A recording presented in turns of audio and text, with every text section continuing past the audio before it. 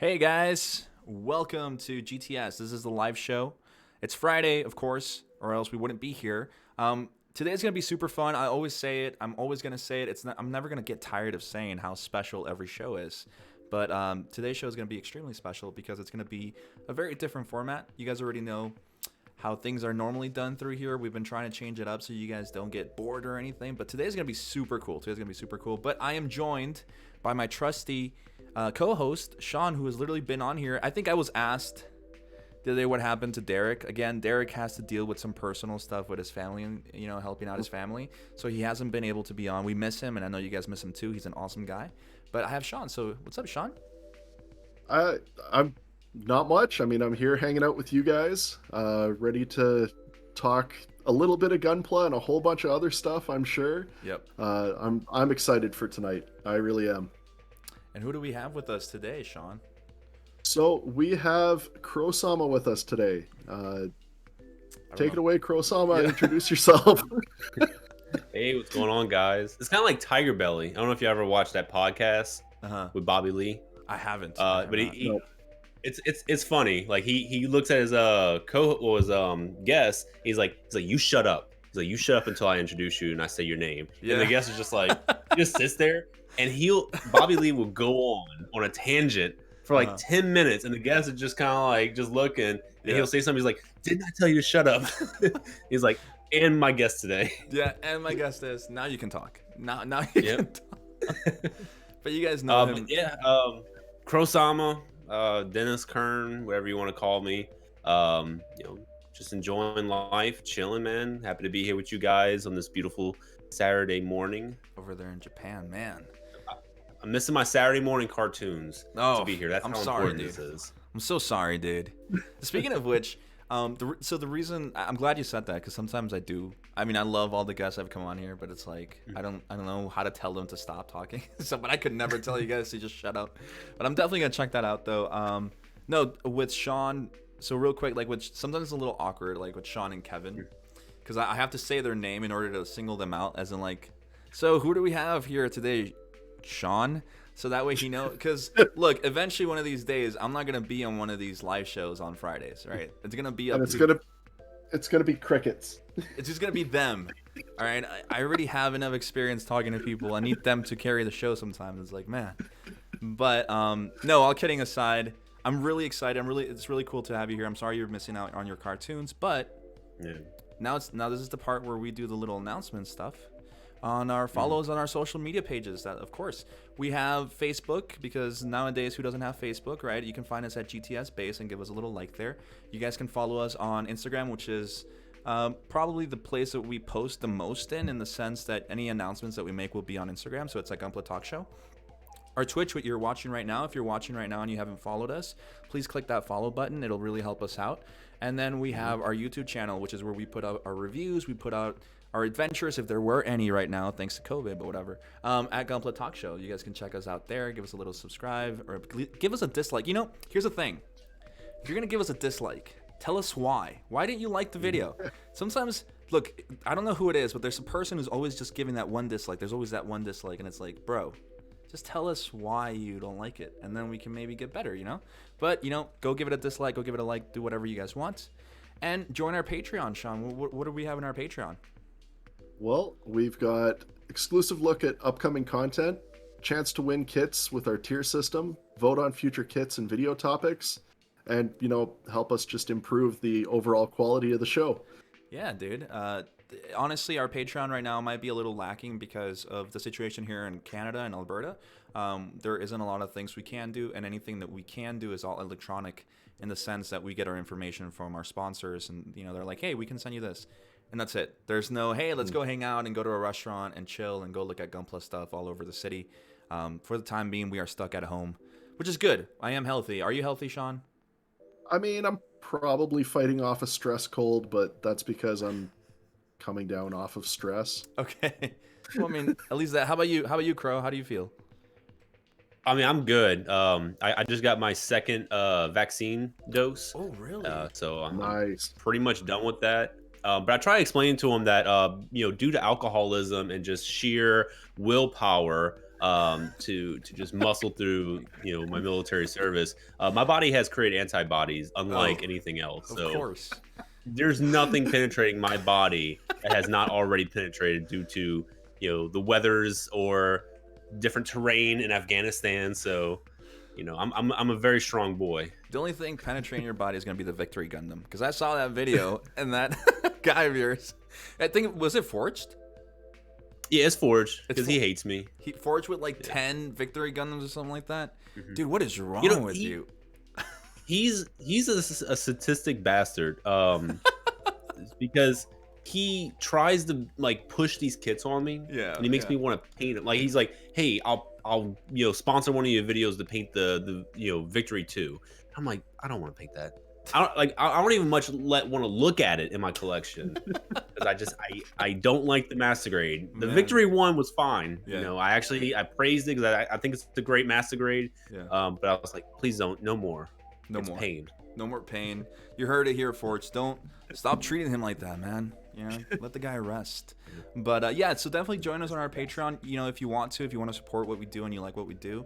We're trying to bring fresh content to you guys. Like I said, it's a little lacking right now because of the situation. We feed off of each other. That's the thing.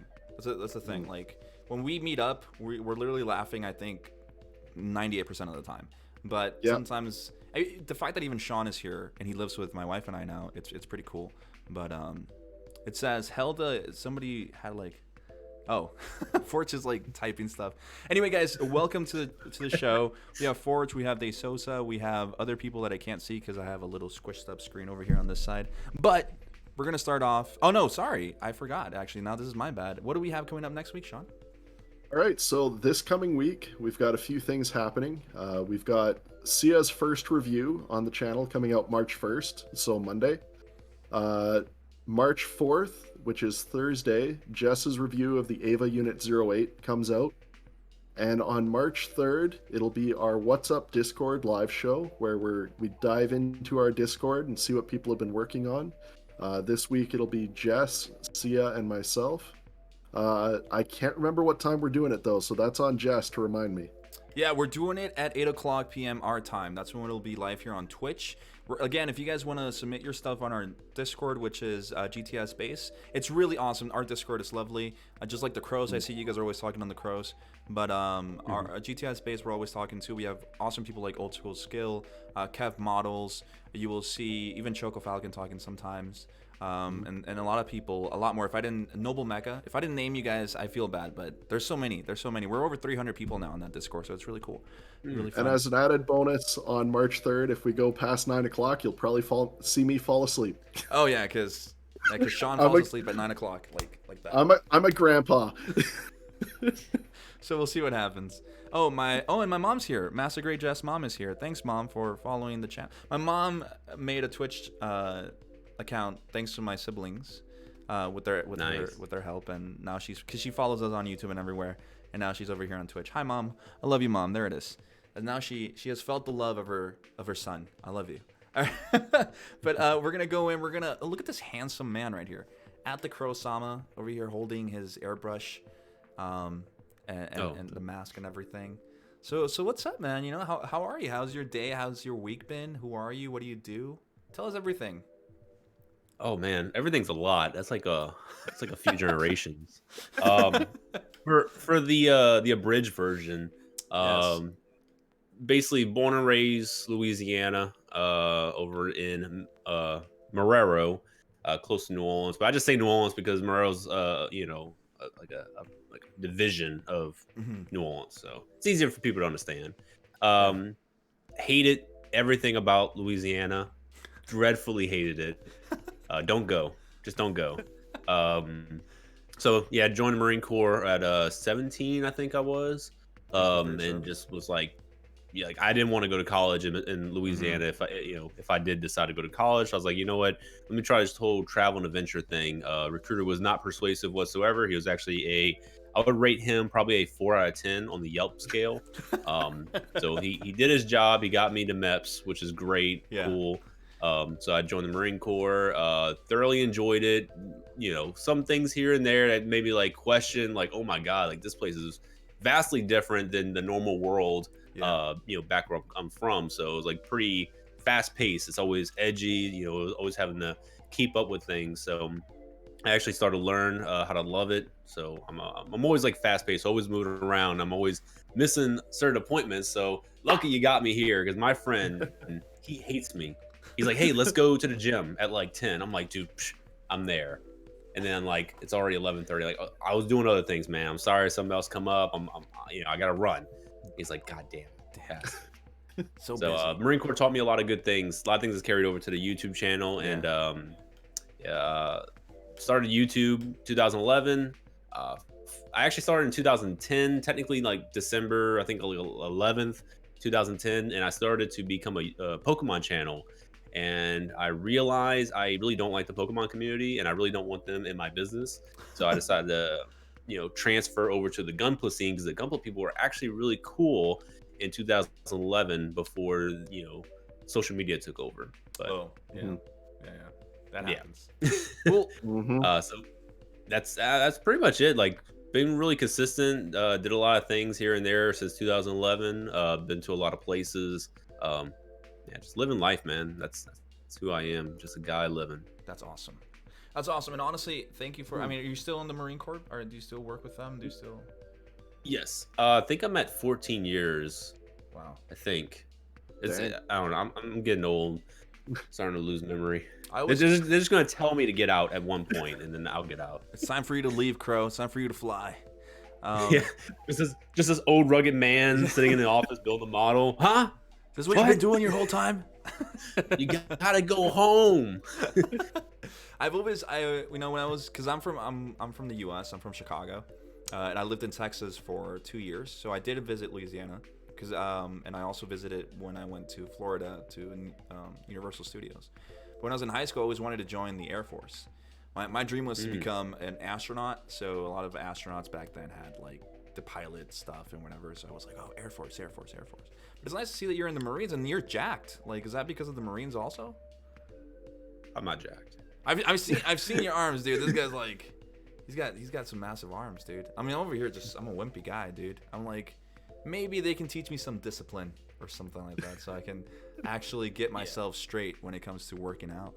But even then, it's nice to see you there on the Marine Corps. But going forward, like he was talking about his YouTube channel. You guys can go check it out. He's almost at 20,000 subscribers, so definitely go over there and subscribe to him. Watch his videos. You do some funny ass skits, dude. All right, I'm just gonna be honest. I've seen a lot of them, and it's like, this guy. You'd be the first person to ever say that. Really? I doubt it, dude. They mostly go straight to the. It's truly cringe, but that's the thing. I want it to be cringe. Yeah. Well, when you master the art of making something intentionally cringe, making it funny, which is something that Filthy Frank used to do back when in the Filthy Frank days, in the golden era of YouTube comedy, before we got all of the PC content and stuff. Which there's nothing wrong with PC content. It just takes a lot of the you make a joke, somebody gets offended, and then it's like, well, I can't say this anymore, right? Well, it's like early days of Smosh too. Like some of those old videos, you're just like, how did they get away with that? Yeah, like. But well, you think about it now, even like today, what was it like? Whenever my wife and I are watching movies, of course, like they're made like in 2013, and there's like a bunch of people hanging out at a mall. It's like, why are they not wearing masks? So it's kind of like the same ideal. It's like, how did they get away with it before? It's like, well, now we're kind of just used to not seeing that. And but even that, like, it's really cool. Yeah, they may be kind of cringe, but like you said, they're supposed to be cringe. That's what makes them funny. There are some people that aren't trying to be cringe, but are cringe, and it's awkward, and it's like, I don't want to watch this anymore. So yeah, it's like comparing The Room with Tommy Wiseau to, just a generic bad movie. Like artist. Adam Sandler's Jack and Jill. Right? Yeah. Oh, the room you can tell was a passion project as bad as it is. Yeah. Jack and Jill was a cash grab. It's like, this isn't funny. This is hurting. You're like, I think Adam Sandler insulted me because I used to love him with Billy Madison, of course, and Wedding Singer and things like that. And go into that, but anyway, point is, he does awesome skits. You guys can go check him out on Instagram, TheKrowSama, the little birdie right there, little crow. And then, without any further ado, we have your favorite kit, your favorite line of models right here, the H1. So what can you tell us a little bit about this guy? Beautiful. So the age line, right? Let's talk about age for a second. Gundam Age is by far the greatest Gundam series ever to be created. And a lot of people's gonna, get some pushbacks. There'll be some hate in the comments. Let it flow, because I'm about to explain to you why. For one, it fought tooth and nail to become relevant. It already lost out of the gate when it's just promotional pictures. It lost. People were just like, oh, it has a spoiler. Why? They didn't ask the question why, as in why does it have a spoiler? Like, they were asking just why does this exist? But I can tell you why it has a spoiler. Because it's a sensor for the age system. It makes sense. Like, everything about the age has purpose, and that's what I love about it. A lot of other Gundam series, like, some of them don't even have purpose. Like Victory, for example. Why does all this transformation exist? It doesn't matter. It doesn't make sense, Forge. It just does not make sense. But everything about the age makes sense, all the way from why the Genoases are the way they are. Oh, they're inferior because, hey, there's no wars going on. That's why they're inferior. Yeah. Oh, why is the UE like how they are? Why is some of the other mobile suits just not in existence? Oh, because the war is just over 500 years. We don't need any more mobile suits. So that's why Age is just so fantastic, because everything is coherent. It follows a very linear storyline that you don't need to go into this manga that only 5 people have ever read to get this small sliver of a story that kind of relates over to the original show, and then you gotta like take away some parts of the original show because it's not canon no more. All right, we're taking those back. Then you gotta go into this series that just now came out that talks a little bit about that. It's like, okay, well, that didn't happen. Like, what you saw on screen didn't happen. This is what happened. Yeah. I don't like that. I like linear, coherent things.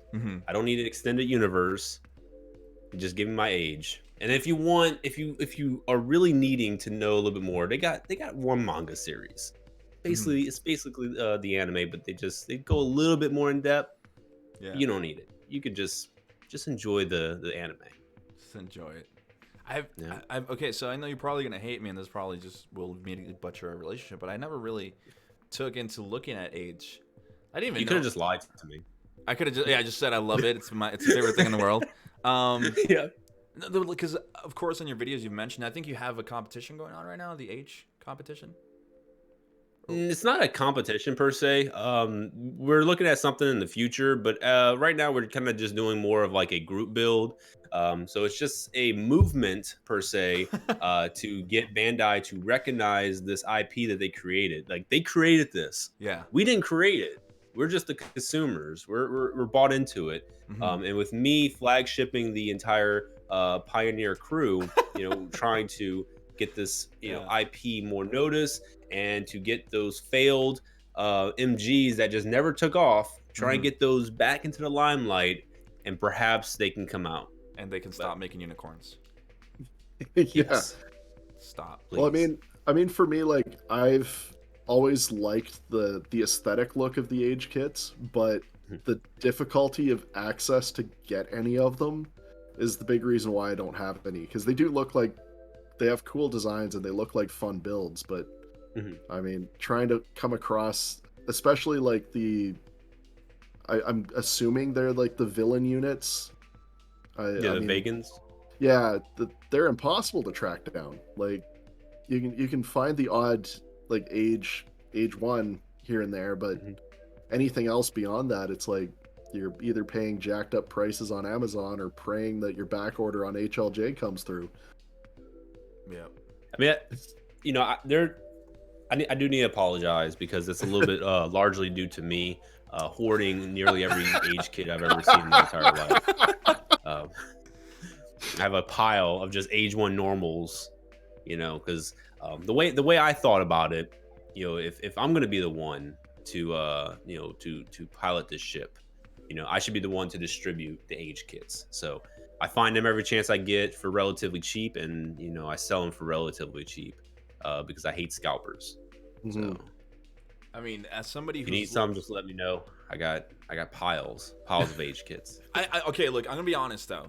Ever since I've been looking at, because for all of our guests, we do some sort of investigation, right? We don't Yeah. come in here dry and like we don't know who this guy is. Tell us about you. But I've been watching your stuff, and you mentioned H so much. It's like, fuck, I need one. I need an H1 now. At least even just okay, no lies. I need a master grade H1. I'm not a big fan of high grades, and it's not because I'm like snobby. I'm like, I don't like them. I have some high grades. Just like kind of. He is snobby though. No, I'm not. No, I'm not. It's like you're fired. No. The thing is, like, I like the size and the template of like having a nice canvas, a nice big canvas in order to work with. But I mean, this kit right here, which this is painted, right, and all of that. Yeah, the high grade. Yeah, it looks really nice. It looks like the even just the form factor. I really do like the design of it. And over here in the chat, or I think it's Orb. Yeah, Orb is saying, okay, maybe the Forge hoarded Victory, Krow hoarded H. He's not joking. Dude is out there buying anything H under the sun. And then he says, hashtag 91 sex of F91. Best I can do. So they're talking about the F91. The F91 is one of those kits that I really enjoy a lot, too, that a lot of people I don't see talk about. Yeah. The F91 2.0 is one of my favorite master grades. I love that little kit. It's tiny. And this kind of has the same kind of, I want to say, style of the face of the F91. And it just kind of speaks that nice, authentic Gundam look. So, so this is a high grade, right? How rare are these things? Because you keep mentioning, and you mention in your videos, they're rare. How rare are they, and how can I get one? The H1 normal you can find at your local, Piggly Wiggly or Winn-Dixie. They're everywhere. I mean, you're probably seeing them just flowing in the wind, just being littered across the floor. So H1 normal high grade is pretty accessible. Now you come into the master grade department. Look, I'm not gonna lie to you. Those are unicorns, nearly all of them. Your easiest target, if you want a master grade of any H kit, is going to be the Spallo. Usually goes for about $40. I think it retailed at like $32 or 3,200 yen. But it's about $40-some currently. But you get into the H1 normal master grade, that one can go up to like $90. I've been able to snag a lot of them for as low as $40, somewhere usually around like $60 is my average. I actually have 2 master grade H1 normals coming in, hopefully this upcoming week. But I had to snag them for like $60 or $70. So they're pretty up there, but at least I can get them to individuals, who desperately want them for a little bit lower than the $90 dollar point. Yeah. For the high grades, a vast majority of them are actually really accessible. They do sell some on New Type HQ, so hey, plug in right there if you do want to go shop over there for some H kits. Yeah. But the ones that are going to be really rare are some of the wares like the H3 Fortress, H3 Orbital.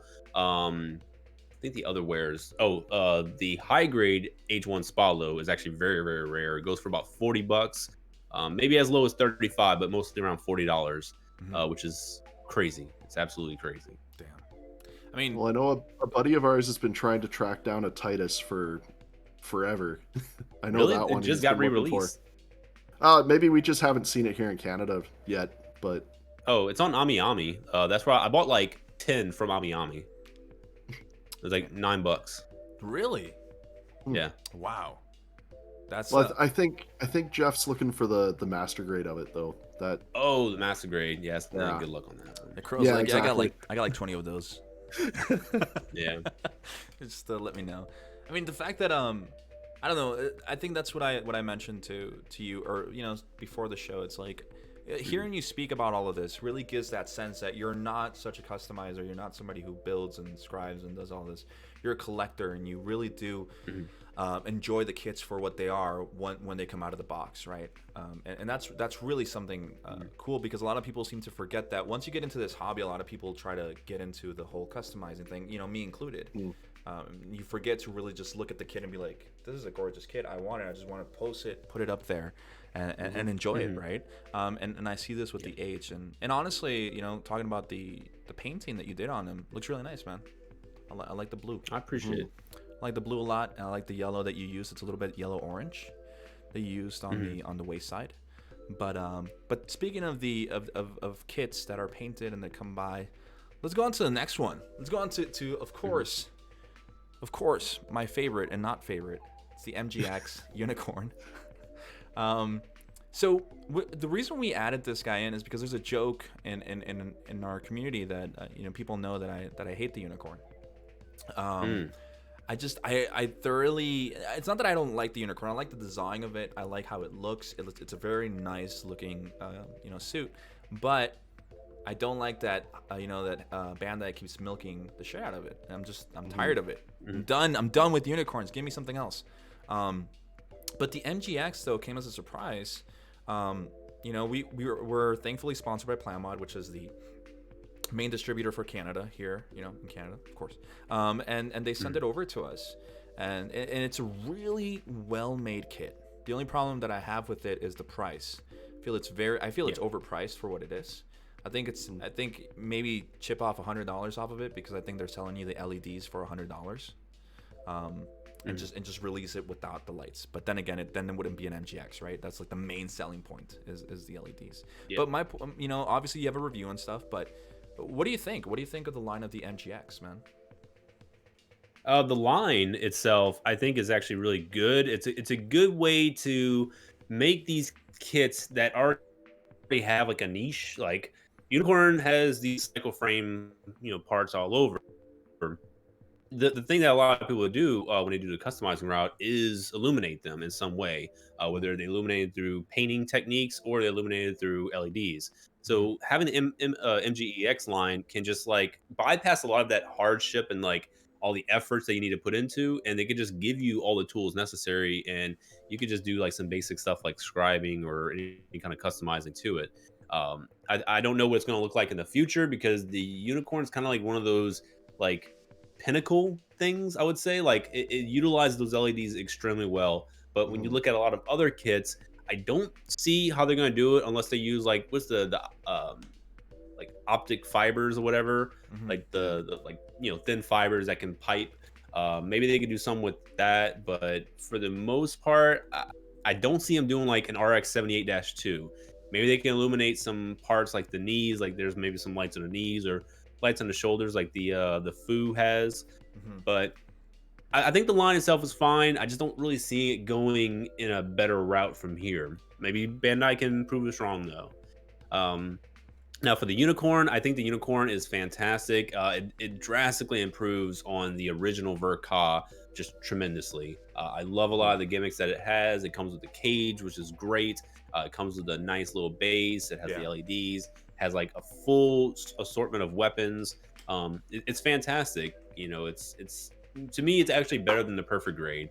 The only reason I say that is because it's a smaller scale and I can fit more in the shelf. So that's something I'm looking at more as I'm growing my collection. It's like, well, this is too big, I got to sell it. Or hey, this just is not as relevant anymore. It doesn't look as good. I'm gonna go ahead and get rid of it. So, having something that looks fantastic and it's gonna hold up over the years.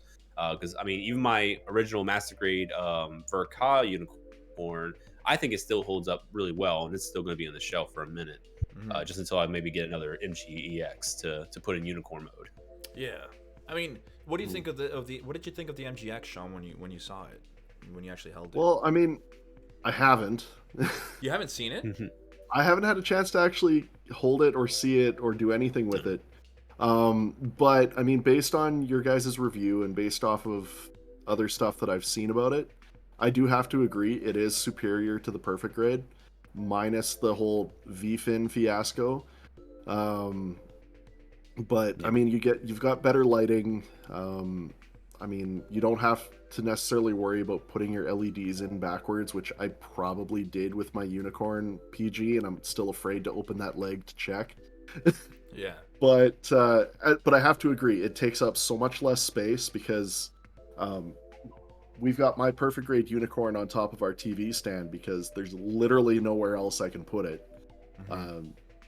But I also said right after the review came out, I was like, I would buy a version of this without the LEDs because I just don't want to deal with the LEDs. It just looks good on its own. It does. It does. I think. So right now I'm reading the chat. They said they need to make a new MG XX. That's what Kid Chaos says. Forge Horizon says that the MGX line failed really bad. Orb says they're still printing the MGX to cover pre-orders. So my my gripe with this during the review, because look, for one, Derek loves it, right? So in fact, I wish Derek was here, because you guys seem to be very knowledgeable. All three of you seem very knowledgeable in lore when it comes to Gundam, right? And our lore guy is Derek, and to some extent it's also Sean, but Derek is like the encyclopedia of Gundam. Yeah, I'm the guy that Derek rattles ideas past to make sure that it'll make for a good show. Yeah, and that's it. But the MGX, you know what I love about it, Crow, is the plastic. The quality of the plastic is awesome. It's like that matte coat on it. I don't know what it is, but you put it up to other kits, and it's like, oh, this isn't the same level of plastic. And it sounds weird. We're talking about plastic here, and we always do, but it's like, damn, you know, it really did work well. Did you have any trouble with the LED lights when you were installing it? Nope, not one issue. I actually, when I did my review, I built it as a straight build with the LEDs inside, and then I had to dismantle it with the LEDs inside to go ahead and paint it, and then I reassembled it with the LEDs inside. So this is not any shade towards anyone. This is just saying it's funny to see people have so many issues when they built it once, and they're like, "Oh man, this LED's broken, or this isn't working. Oh, it died on me." It's like I don't know what someone did. It had to have been user error, because I never had the LEDs break. They didn't, fizzle out or anything. Like if anything ever happened to it, it would have been user error, because I think those LEDs are fantastic. True, that is true. They really are fantastic. But I think where it fails with the LEDs is that they do feel fragile. Like they didn't break, but they do feel fragile. They do feel, I mean, it's an LED strip, right? It's like, ooh. That was my big concern. Yeah, it's like you can't just go ahead and just like start ringing it all and bending it. Yeah. So yeah, when I was putting it all together, I was extremely careful. Even if I could have the luxury of, they in the instructions they tell you to bend it a certain way, sure, but I'm going to be very, very careful with that bend. I'm not just going to, it says I bend it here and just start, going at it. Yeah. So I think in a review, I think Derek messed up on a bend, and we had to do a little pause and like, oh, you screwed up here, because we built it as three. It was Kevin, Derek, and I, and it took us 7 hours to build, all three of us, everybody taking one part. And since Derek got to keep it, I let him keep it. I was like, well, if you're gonna keep it, you're gonna be the one doing the LEDs. I'm not gonna deal with that. Have fun. So all I did was the accessories. But going on to what you were talking about of what you think they might and can't do with other kits, I think the MGX line isn't really about LEDs. It's more about bringing a kit that already exists and giving it that extra oomph. That little, what is it? The ultimate expression of, I don't know what they were using in there. Well, I think it is really a chance for them to really experiment. As much as we're using EX based words, I think it is like their experimental side. It's kind of like you go to like General Motors. You've got your Cadillac line where you pay more money, you get the experimental stuff. You're essentially beta testing. And I think inevitably this kind of stuff is going to trickle its way down into the standard lines. And I think it's kind of the same way with Bandai on this. Yeah, it's a chance for them to do that. Yeah, sorry, Crow. Yeah, we've seen that with the RG line. The RG was pretty experimental, I would say, when it first came out. But you notice with a lot of the high-end high grades that come out, they have like a very like a pseudo interframe, like the Moon Gundam. So I think a lot of that, RG experimental stuff is probably already coming into the high grade line. I mean, even with the Beyond Global, that thing feels incredible. If it just had a little bit of tweaks in there, it probably could be a RG. I mean, honestly, even speaking of the RG line, which I feel is one of the best things that Bandai came out with. And look, I've only been in the hobby for a year. For a year and a few months now, right? I'm not gonna pretend like I've been on this for 10 or 20 years. I mean, I'm only 26, and so I've been in this thing for a year, ever since I arrived in Canada. And the RG line, that's the only small form factor kits that I would still buy, would be the RG line. But even then, I like the big ones, so like the RG New, the RG Sasabi, the RG Zong with the effect parts. It's an amazing kit. So I do feel like they might have other things to experiment with, but definitely the MGX is like, I don't know how to explain it. It's just that super straightforward punch. It's like, here you go, Here you get these LED lights, because the LEDs in this thing they're fantastic. They're sick. They really do work really well. But I still don't. I personally don't believe they're worth the $100 hike. Paying $100 for these. It's just crazy. It's just crazy. But you did like the kit then. You do enjoy it. And you're crazy for taking it apart after it's been built. Honestly, you really. Yeah, I think I know Zach Orioles. He built it without it, and he reviewed it without the LEDs, and then we just dismantled it and painted it up. Then he put the LEDs in it. But I was like, man, you gotta just do it. Just put it all together as it is, and then just suffer the pain afterwards. That's just. I don't know. I'm terribly scared of the MGX and this. Something that I do. And the people in our community know is that any kit that I buy, I build it immediately. I don't keep them there. I don't like to, because my reasoning behind it is, if I buy a kit, it's because I want to look at it and I want to see it built. I don't want to have it in the box. And that's no snide to anybody who does that. If you guys want to collect them, that's fine. But for me, I like to have them everywhere that I am in, right? And so I can say for a fact that I'm very good at taking things apart now. It gives you that extra memory, muscle memory of like taking things apart. But the MGX with those LED lights, man, they scare me. Bandai really did a good job with kind of like giving me that scare. But so if you were to rate this, even now after the hype of it has gone, out of a 10, what would you give it? At retail price? Yes, at retail price. I'd probably give it a 7 out of 10. 7 out of 10. After I almost went 6, but I'm like, it's good enough. It has a lot of stuff that comes with it. So I think a solid 7. I think it retailed like 23,000 yen or 25,000 yen. Yeah, definitely. And Sean, you need to look at it, man. You need to have fun with it, bro. Well, I know I need to get a chance to, but it's in, not our house. Yeah, it's in Derek's house. Well, I don't think it's in Derek's house. I don't know if it's with Brian or Editor. I don't know where it is. Pretty sure the day that you went to pick up the kits from Brian real quick, he had it in his house. But anyway, that's here nor there. Let's go on to the Turn A, which you painted one of the best color schemes to ever make it into the mecha line of anything. The Turn A, Ava colored. Beaut. I love this. So what was the inspiration behind this? Tell us how you came up with this idea. So I've been on a binge of just Evangelion recently because I watched it as a kid. I'll give a little backstory about me and Evangelion. I actually hated it. I hated everything about it because it was a fun show when I was a kid, but then people through the years just kept evolving it to like this pinnacle of mecha. And even to this day, I don't believe it's mecha. Like, sure, it has armor and mechanical things and aspects to it. It has a pilot, but it's like the celestial being. Like, it's like saying a steel type Pokemon is mecha. Like Bisharp. Bisharp's not mecha. Like, they're not. Okay. No. Sorry. As much as mecha and Pokemon would be fantastic, but for Evangelion, I detested it. I think that's how you pronounce it. But I really just was not into it until the new movie was kind of like getting more like, kind of roadshow. They're like, oh, hey, Ava 2020, the movie's coming out this year. So I'm like, let me give it another watch. Yeah.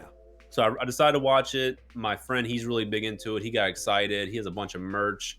And I was like, you know what? I was like, it's actually a lot better than what I remember it when I was a kid. I still don't think it's this pinnacle of mecha or even this pinnacle of anime, but it's still a fantastic watch. Has a lot of underlining themes in it. I don't think some of them work. Ano, the director, I think he did a great job, but he may have just been too in his feels when it came to this anime. He was a broken human by the end of that thing. Yeah, and he was actually broken by the fans. Like, the fans just completely destroyed him because they're just so entitled.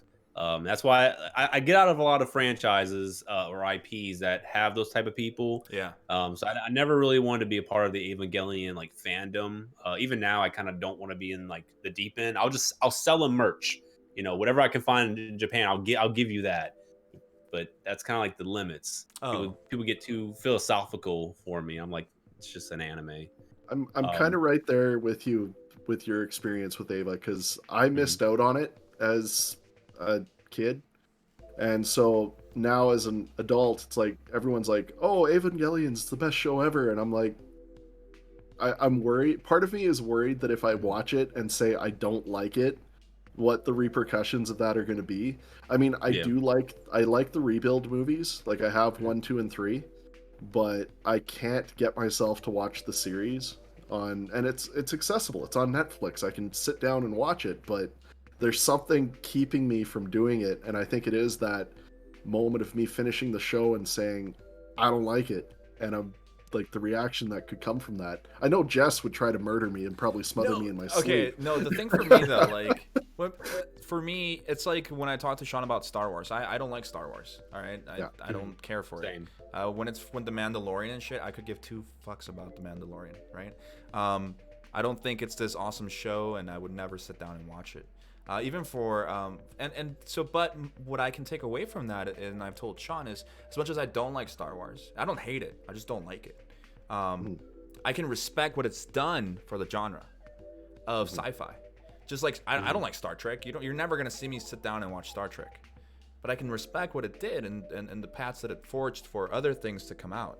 And it's the same thing for Ava. I love Ava though, but it's not because it's the best anime in the world, because I don't believe that either. I do believe I personally believe it's one of the best, but I more so I respect what it did to bringing a little bit of deeper undertones to what an anime can make you feel, and it's not just kid stuff, Well, right? it brought more maturity to anime, and Exactly. I think that's the one thing I will give all credit to on Ava is that it brought a sense of maturity to the genre. Because I mean, yeah, we've had our Gundams, we've had our Macrosses, our that's the some of that, but we've also had, you know, really kiddie anime. Or, I mean, I love Super Robots, but I know Super Robot is really really stupid. Mhm. Yeah. But it, you know, Ava brought that maturity to both mecha and anime that we hadn't quite reached yet. Mm-hmm. Yeah, and I mean, Yeah, I don't know definitely. how you feel about that, Crow. You could probably hate me now. You're like, fuck this kid. He likes Ava, you know. But it's, I honestly do enjoy No, it. no, I love Ava now. I mean, like I started off with not one piece of Ava merch in my collection in early 2020. Like nothing. Mm-hmm. I just did not care for it. I didn't hate on people that loved it. It's like cool, enjoy your little franchise. But like I said, the movie was coming out. I'm like, you know what? I've already seen the TV show when I was a kid. I actually did see the rebuild series. I think maybe like a few years earlier when they started coming out. I was like, I'll check it out. But with the new movie, I was like, let me just get into it. And I'm a little bit addicted to the franchise. I think the mechas, all the Avas, they look fantastic. I love the color scheme, especially Ava O1. Those are just some of the best colors I've ever seen on Yes. a robot in Yes. particular. Yep. So that's kind of where the inspiration came from.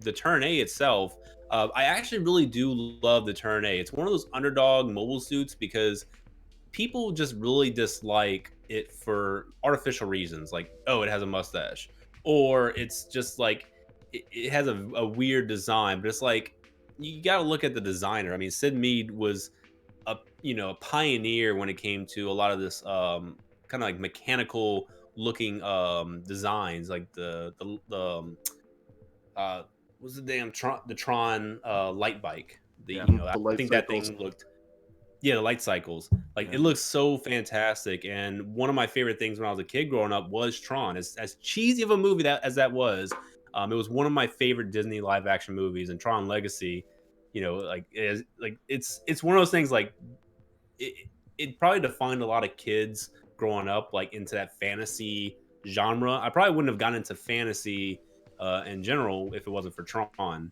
Yeah. Um, but yeah, Orb, my like admin and my moderator for my Discord, he actually sponsored that video by buying me the Master Grade Turn A, and I was like, okay, I was like, what do you want me to paint it in? He really didn't have any like feedback, and I was like, I haven't done an Ava color scheme, so at that point, I was like, you know what? Since you're sponsoring this video, I was like, what do you say to a Ava '01 color scheme?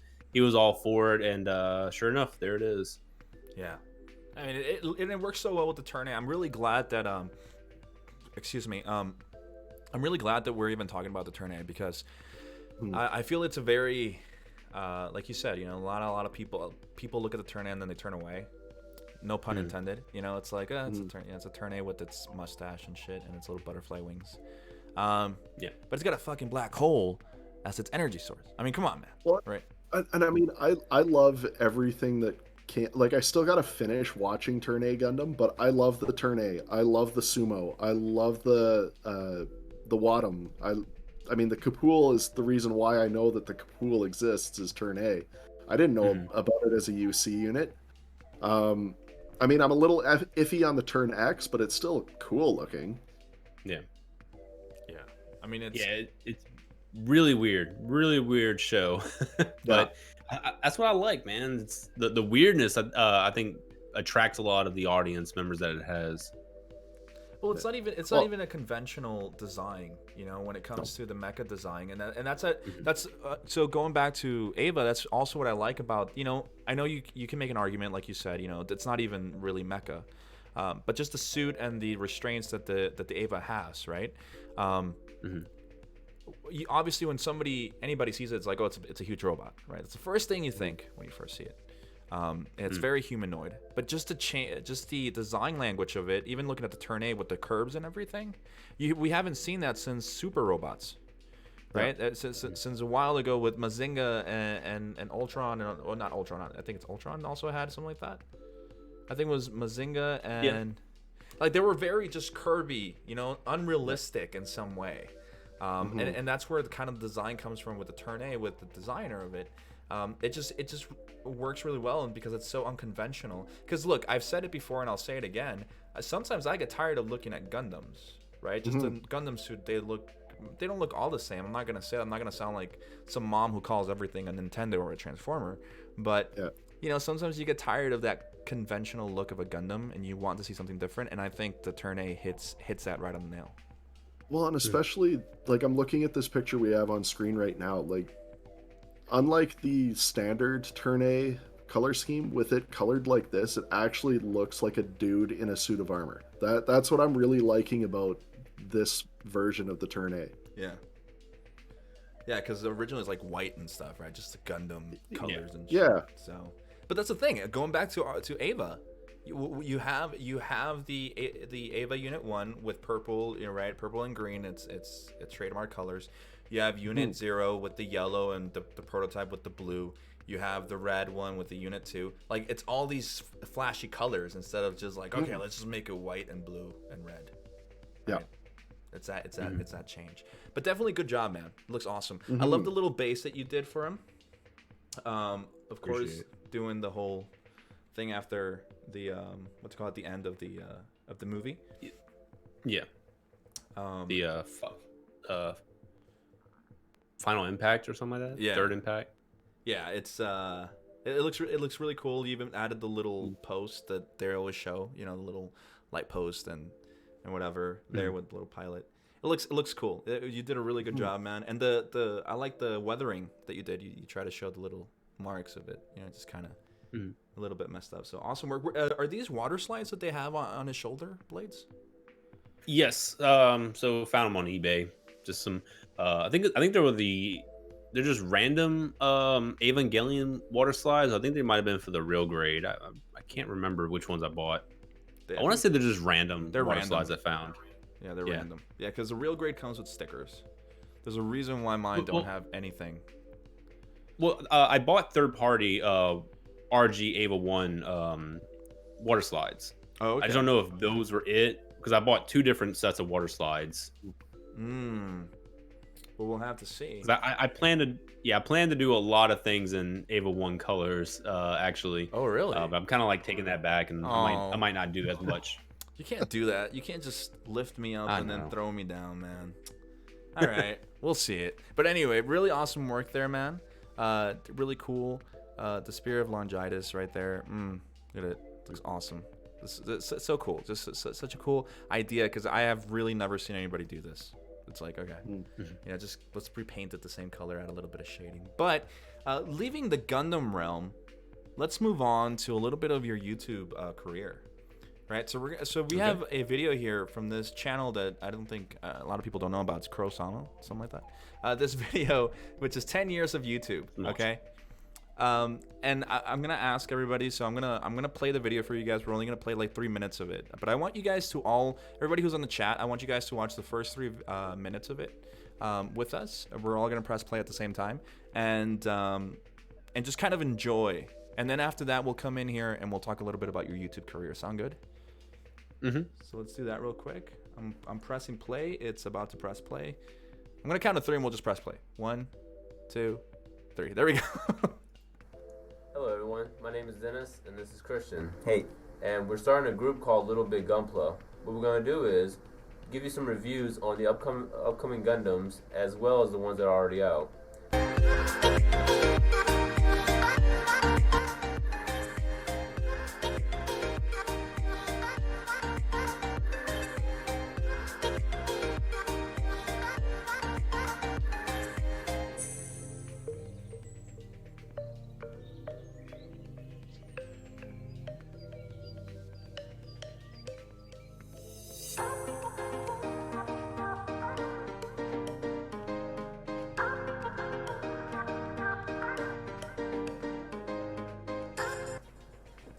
No! Don't leave! No! No!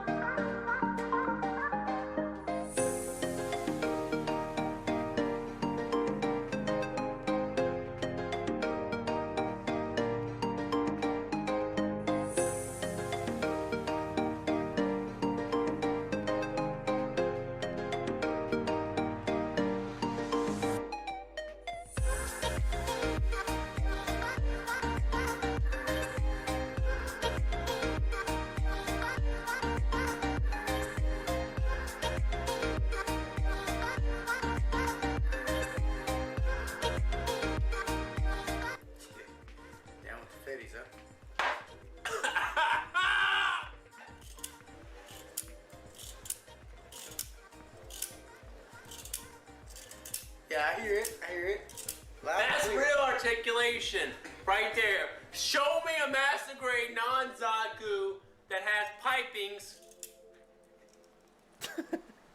Oh, I fucking broke it. Weapons are.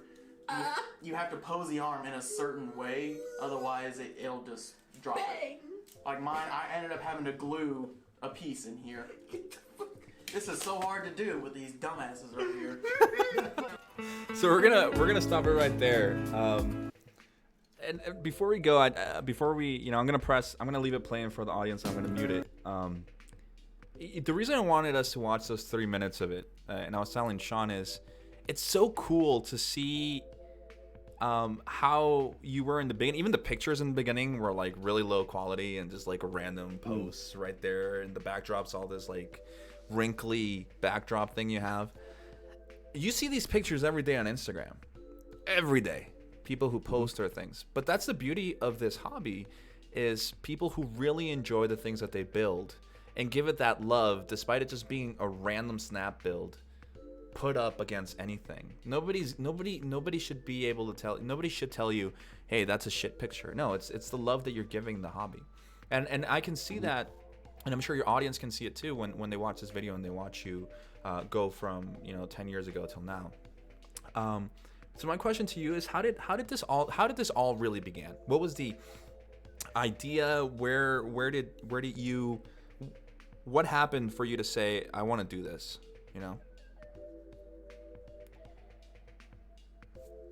I think you're muted. Oh, You're muted. I think we can't hear you. So during that time frame, I was living in Japan.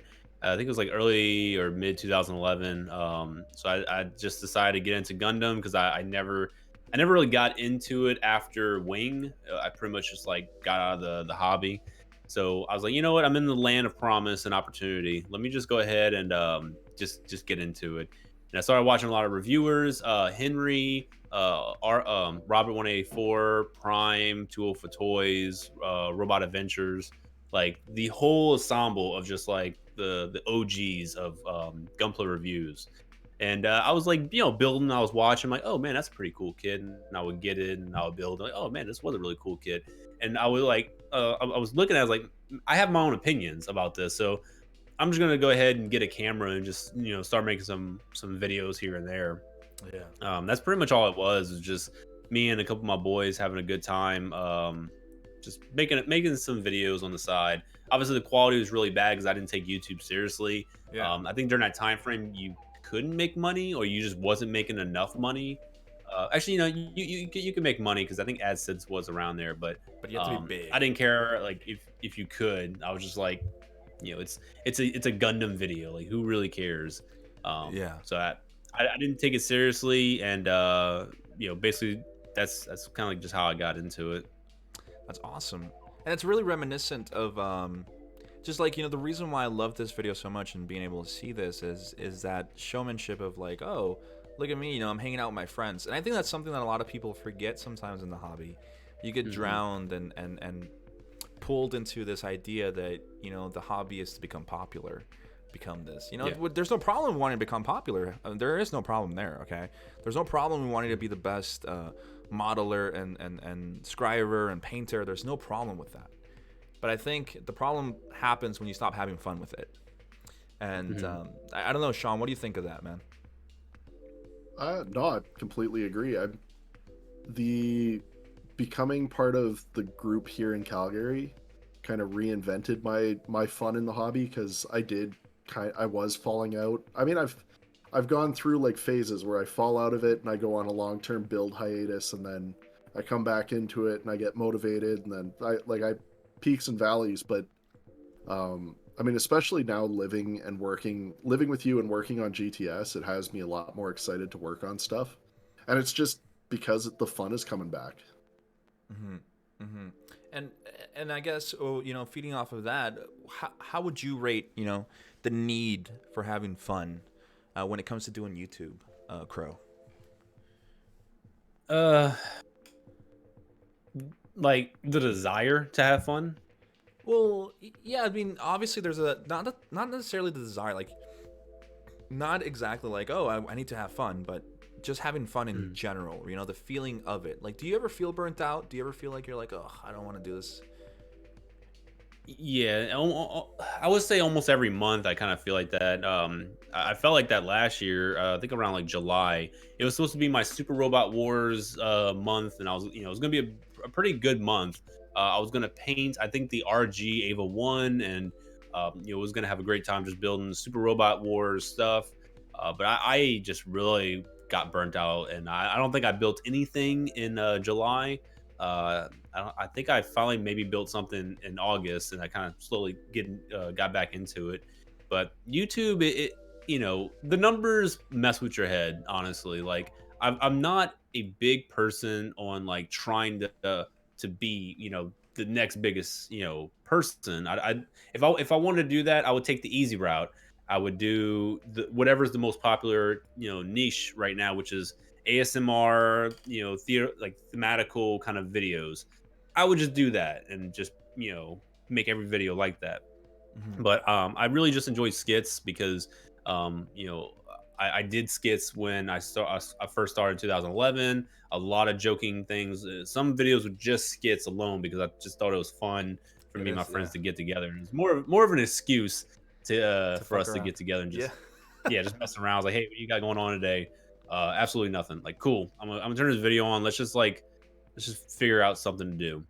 And that's kind of like just what I still want to do now. Especially when I retire, I think I'm just gonna keep making videos in the same vein. Obviously, keep upgrading the quality of each video, but I want the themes to stay the same. This is a place just to have fun. I try not to worry too much about the numbers and just let things flow. It's really cool. It's very honorable because, like, I'm gonna keep mentioning it. Just seeing you hang out with your friends, right? And this, like, when they're like, this is really difficult with these dumbasses, is like the pinnacle, I feel, of the friendship that I have in the CGC with Derek, Sean, Kevin, Alina, my wife, Sia. Us, Brian, us just hanging out, laughing, and because when we hang out, that's the beauty of this hobby. Sure, you have your elitist because they exist, right? They exist. They 100% exist. But you also have this, GTS community on Discord, right? Just for example, I'm gonna do a plug-in for our Discord. A plug. Everybody there. I was talking to Old School earlier today, who has been a supporter of us since the very beginning. He's an awesome guy. He lives in the UK. Beautiful man.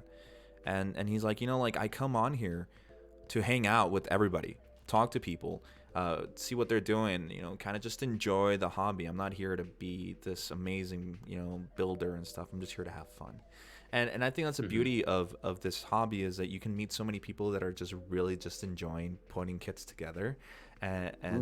And I can see that with your friends. Like, where are your friends now? What happened?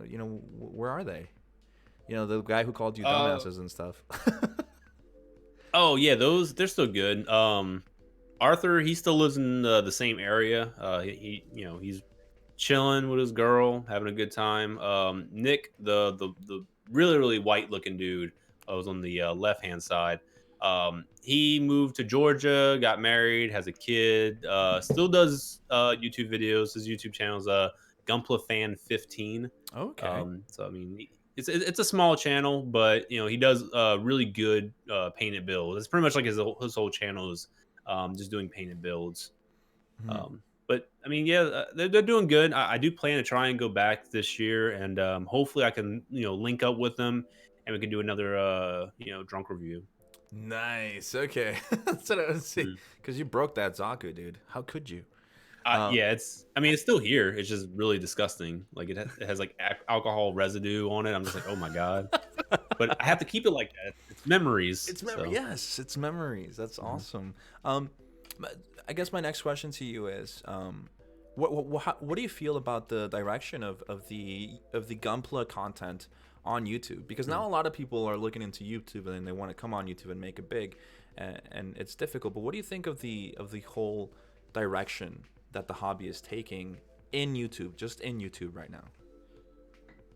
I think it's really good because it's bringing in a bigger audience. I don't know. I mean, I don't know stats. I don't know what each individual person does in their daily life. But I want to assume, based on some comments I've read on a lot of these bigger channels, that these individuals that are coming out of nowhere, they're coming out of like Singapore, Malaysia, Philippines, and they're doing some really good like ASMR work and all, really good quality videos. There's people in their comment section that's saying like, oh man, I really want to get into this, or I haven't been into this since I was a kid. I'm going to buy my first model, thank you.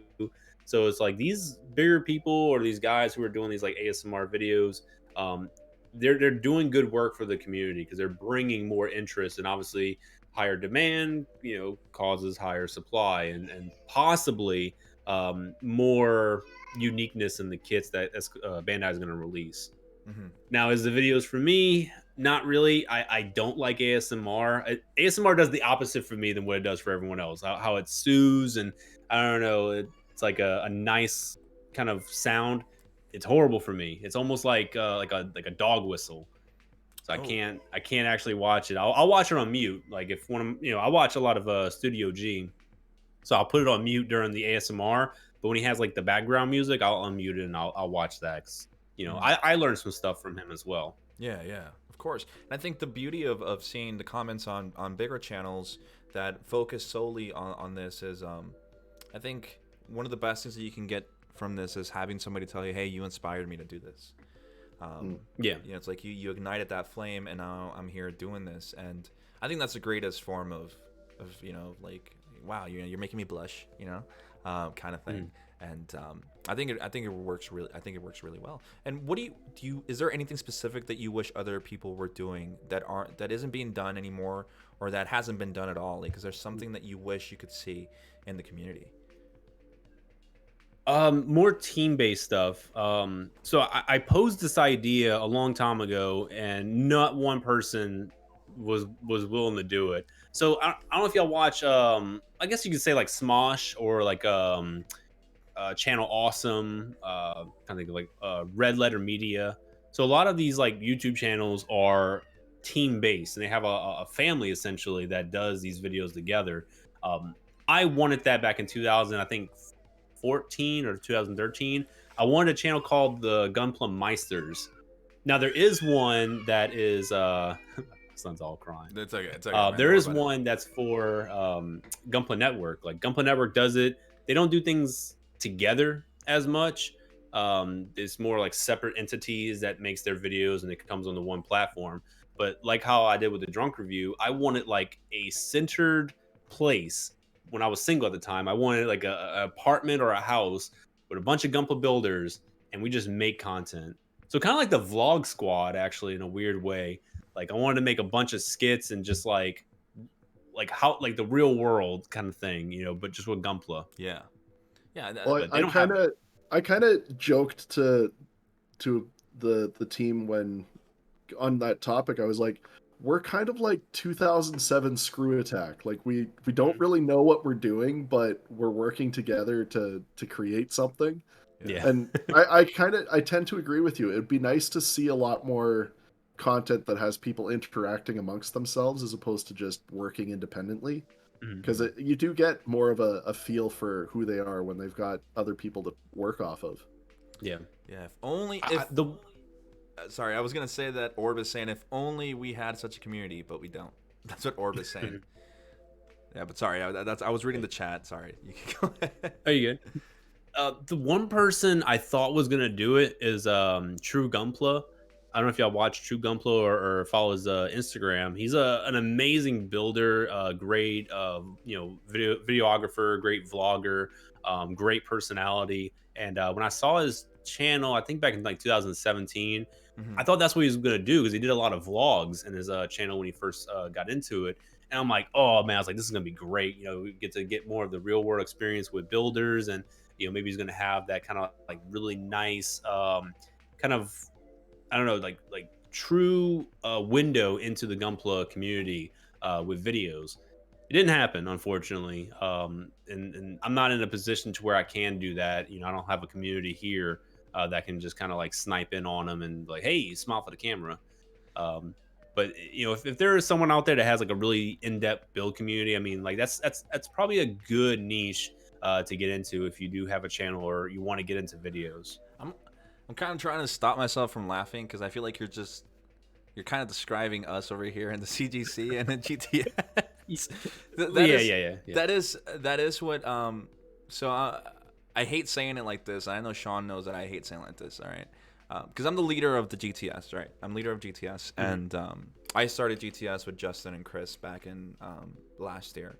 But my idea for it was always a community hub where people can come and chill. And then recently, at the start of season 2, is when it became more of a community because I brought Derek in, who I know, who lives here, in Calgary with us. So we all live in the same city. And the CGC in general, the fact that Sean, Derek, and Alina have been able to foster this community, that we, again, and I will always say this, it's because of COVID, guys. In Alberta here, we have a lockdown still. We cannot meet up, right? We cannot meet up like we used to. We used to meet up every other weekend. At Shoebox Games and Cafe here in Calgary, and we would just build from 5 o'clock p.m. till 9 or 8 o'clock p.m. Depends, because we would meet up earlier to go to have dinner together, and then even then we would meet up at each other's houses. My house, the place where I'm right now, and Sean is right now. It became the hub for us to just come and chill and build, and we would even have we even had a little barbecue and stuff. And that's where we tried it. We tried at my old place, but the garage was too small, and the stairs and the drive for everybody who lived in the north except me. Yeah, you have to remember, Sean lived literally on the other end of the fucking city. Like it was like we have to drive 35 minutes out there to him. Like, no, Sean, bad Sean. And now he came over here, and now it's. The thing about it is, that's what I want people to know about GTS, is that we're here as a community to chill, hang out, and build, and that's what the main theme behind GTS Adventures was. But goddamn, Alberta, get your shit together so we can get back to hanging out together, you know, without the restrictions. But I'm glad you mentioned that. I agree. I agree. The way that I run GTS is I kind of try to model it off Linus Tech Tips.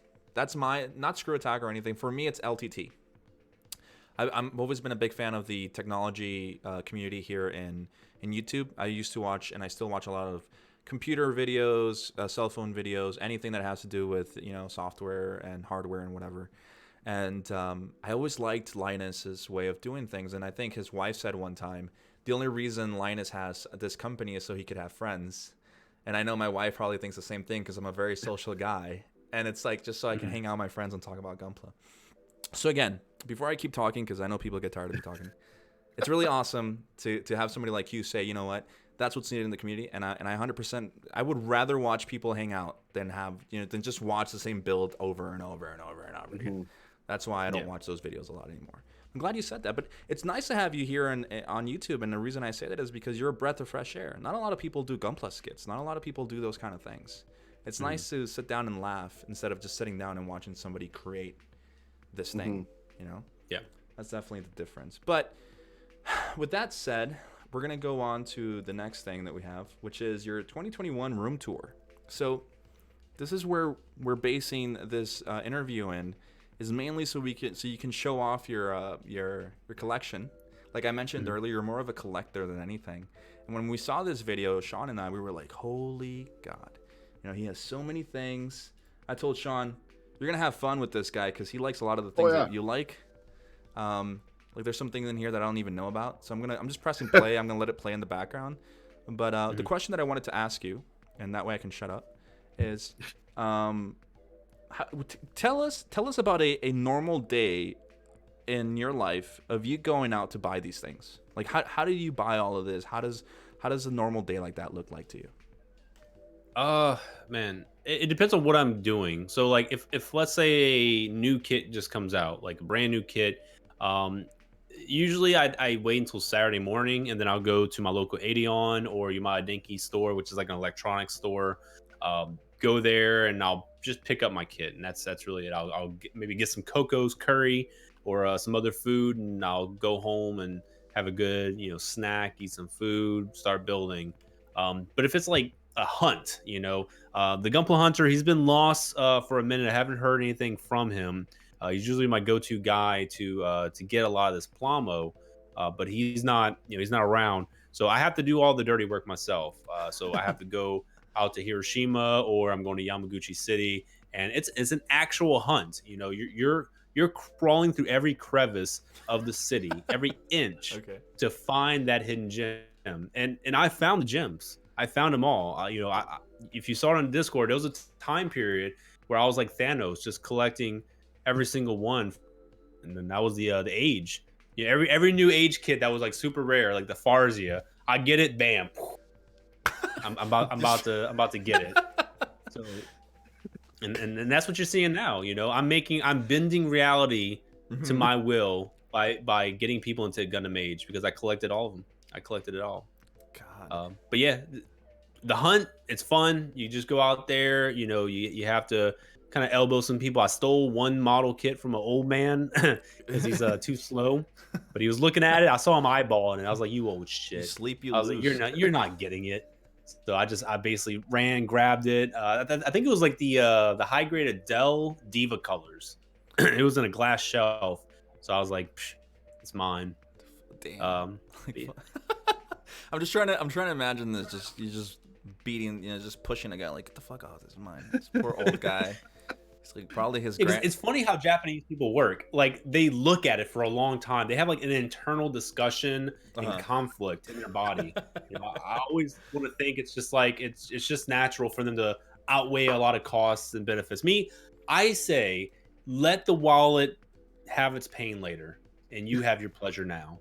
Like you just go in, you swipe that card. You don't look at your balance. You don't care about that credit card balance. You worry about that later. Maybe you pull an all-night shift next time. You get your extra $15 an hour that way. But if you want a kit now, you just get it. Yeah. And that's why I see in my Discord all the time. People are like, oh man, I really want this, but I'm not sure. It's gone. You Yeah. missed your shot, buddy. Mhm. And then now it's like $20 extra the next time you see it. So you're getting dirty. You're pushing old men to get the Yes. kits that you want. Right now, you're resorting to violence. And the thing here is like, from one of our past guests, RB Gunpla Works, he told us that there's a lot of mom and pop stores there that sell Gundam. Yes. And that just seems like a dream. Like here in Calgary, we're actually pretty blessed. I feel like I think Kinda. we have pretty much a lot of good stores, except for one that I will never go to again. Fuck that store and fuck that guy. mean, and I can dude, say we that can because this is get- my channel. I don't give a fuck. Fuck you. We He knows can who I'm- get Gunpla at Kinjo Sushi. Like, Yeah. what the heck? Go buy sushi and Nice. take a master grade, new Verka with you, just so you can build it on the side. It costs Sounds more. like a date right there. Yes. Well, when you come here, you always have a home here in Canada, right? We'll invite you in. We'll take you out to get some sushi and talk about how shit that sushi is. Maybe it doesn't compare to the one in Japan, and you take a master grade with you, dude. I don't know if they sell age kits though. I don't know, so you might be disappointed. But we do have a lot of stores here. It's really cool. But you over there, you have so many, and I think what I'm most envious about is the fact that you can acquire tools so easily. I think that's so awesome because Gunpla and model building, I feel, is ingrained. Look, I don't want to sound like an ignorant person who knows what Japan is like, because I don't. I've never been there. I'm not gonna pretend like every store is an anime store and people talk with subtitles on. All right. What I'm trying to say is it true? Like, can I get tools? How easy is it for me to find kits and tools and stuff? It really depends on the level of builder you are. If you're like a beginning builder, right? You're just kind of getting into it. You do some straight builds. Everything you need is at probably a block and a half away from you. Like I literally have a mom and pop store.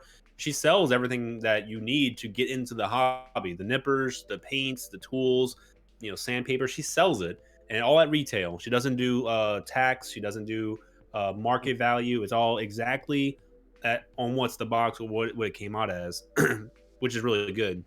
Now, if you're a moderate builder, like you're kind of like you're starting to get into a little bit of the customization stuff, you might have to go to a specialty store. Most Yamada Dinkies and Adions have a little section with a lot of tools, paints, and everything.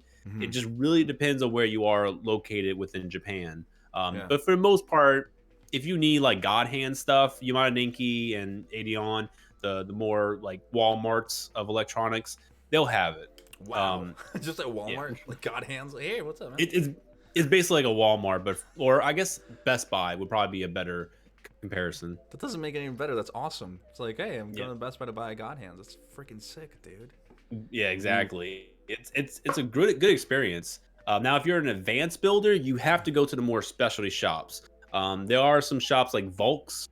They do high-end tools. So if you want like a very nice airbrush compressor or something like that, like my compressor's a Volks brand. It's really, really good. It costs a few $100, well, a couple $100, but it's like it's going to last me a long time. Vice like some of the cheaper brands, but they have everything you need that it spans the entire spectrum of hobbies. If you want to get into miniatures, Volks has all the paints, all the tools, brushes, everything necessary. You want to get into resin, they have resin on the shelf. If you want to get into resin, model like military aircraft and all that, like Volks is probably the best place to go. That's awesome. So let's say there's a guy in this house who wants to get some BMC chisels. Let's just say, right? Let's say there's a guy here who wants to get chisels like that, maybe some other stuff that he can't get in Canada. Are you the guy that I can subscribe to in his channel and become a Krow, and I can get them? Is that what you're saying? So the broad answer is yes. If you become a big Krow on my YouTube channel, you do have the opportunity to get those chisels. However, those chisels are extremely high in demand. Even in Japan. So maybe if I was in Tokyo, it would be a definite, because I know some places. But with COVID and everything right now, it's really hard to navigate through a lot Mhm. of areas because even like Mhm. Fukuoka, which is not too far away, but it has like a lot of good hobby stores over there. That's off limits for us military folk. So I Really? really only have Yamaguchi City and Hiroshima. Damn. Dang. Dang. Well, even then, I guess, maybe that guy who lives in my house will contact you one of these days and figure something out. No, but it's really cool. And I mean, what do you think of that, Sean? What would you do if you were in Japan, man? You just had access to all of these things. I mean, I think I'd be more inspired. I'm not gonna lie, just because I could walk out of my house, go down the street, and see what's sitting on a shelf, and be like, "Hey, that gives me an idea." Yeah. Whereas here, I have to get in my car, go. Fortunately, one of our stores is only about 10 minutes away. It's not bad. Yeah, shoebox.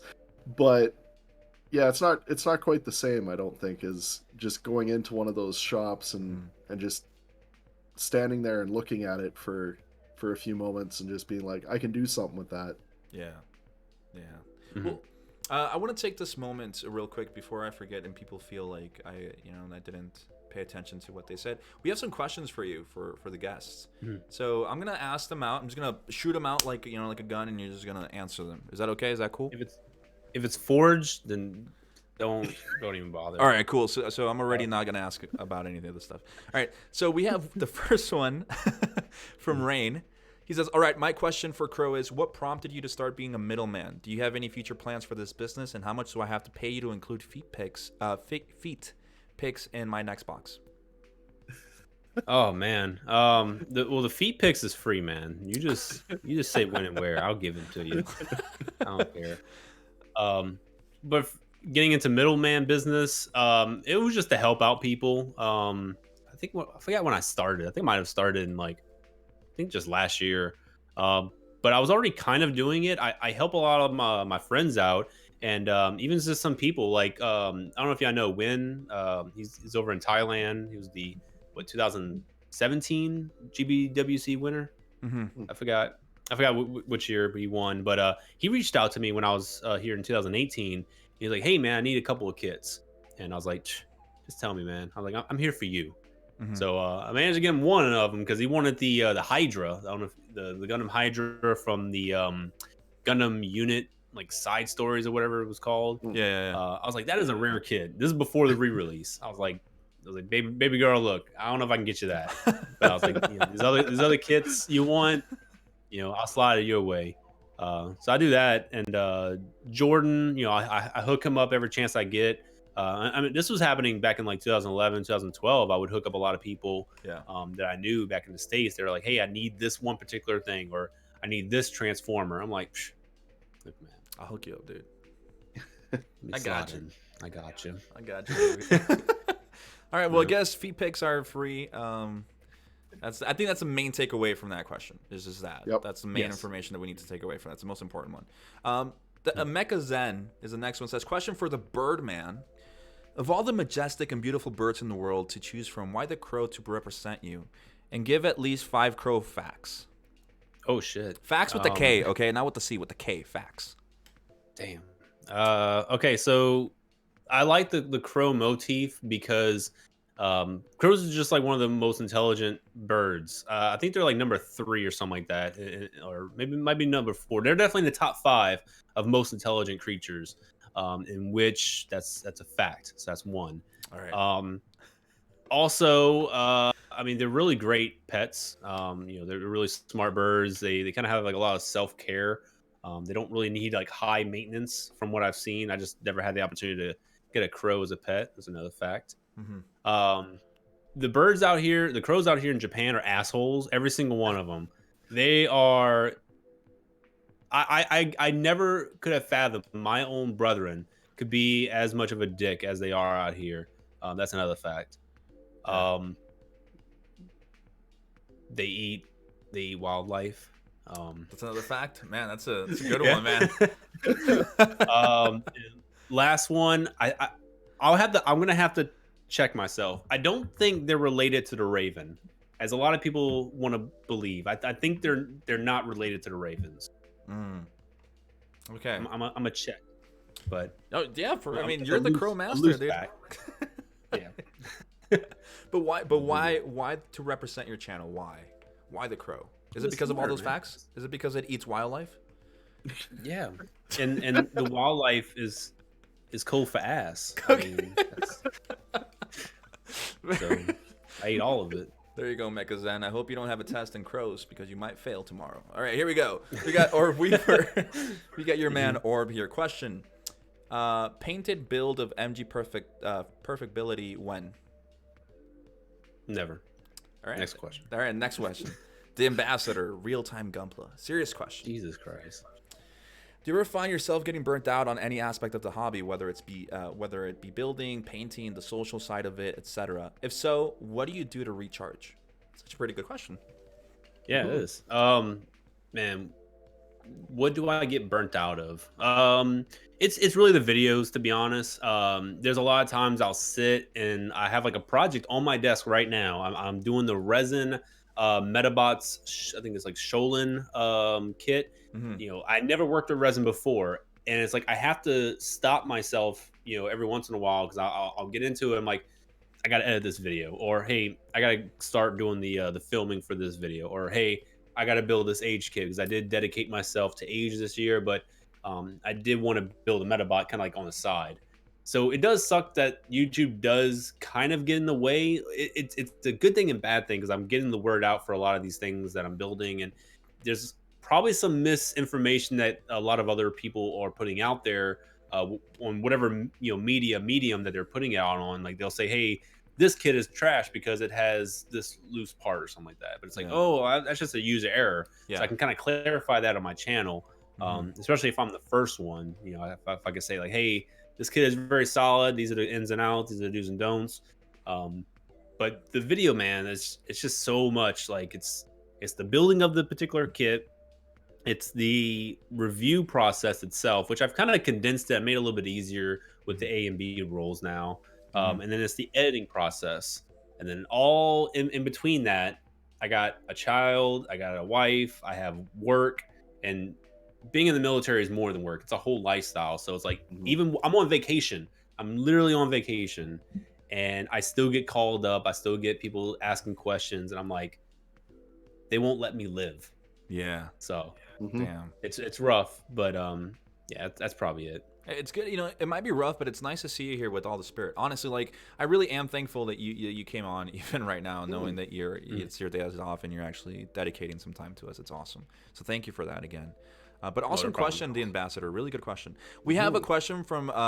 Correct me if I'm wrong. His name is Horst Horizons, so it's not Horst. You know, it sounds a little bit like Forge Horizons, which you banned from asking questions. Not it. Yeah, Horst Horizons says questions for Crow. Why do you hate me? Why do you refuse to build more victories? Two emoji. I don't know laughing. who that person is. You don't know? No. And I never heard of that person. Okay. Now Forge, which sounds very similar. I fucking hate that man. Mainly because he's far into victory, and it's like I feel like that energy can be put into Metabots or Pokemon or Gundam Age or literally anything. Like there's franchise out there that can use energy like that, but he decides to put it into something I don't think is worthy, but I do respect his dedication.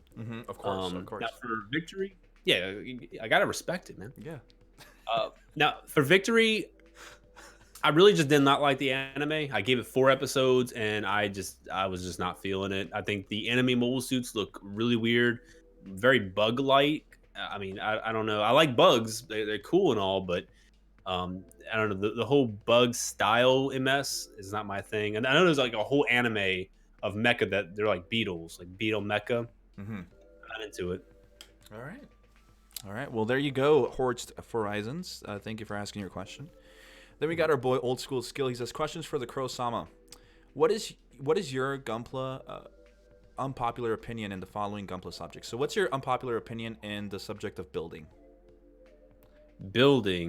Unpopular opinion.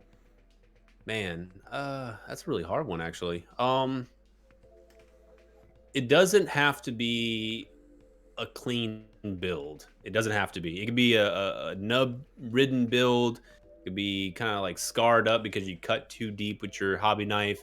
You know, you can cut the nubs with the hobby knife for all I care.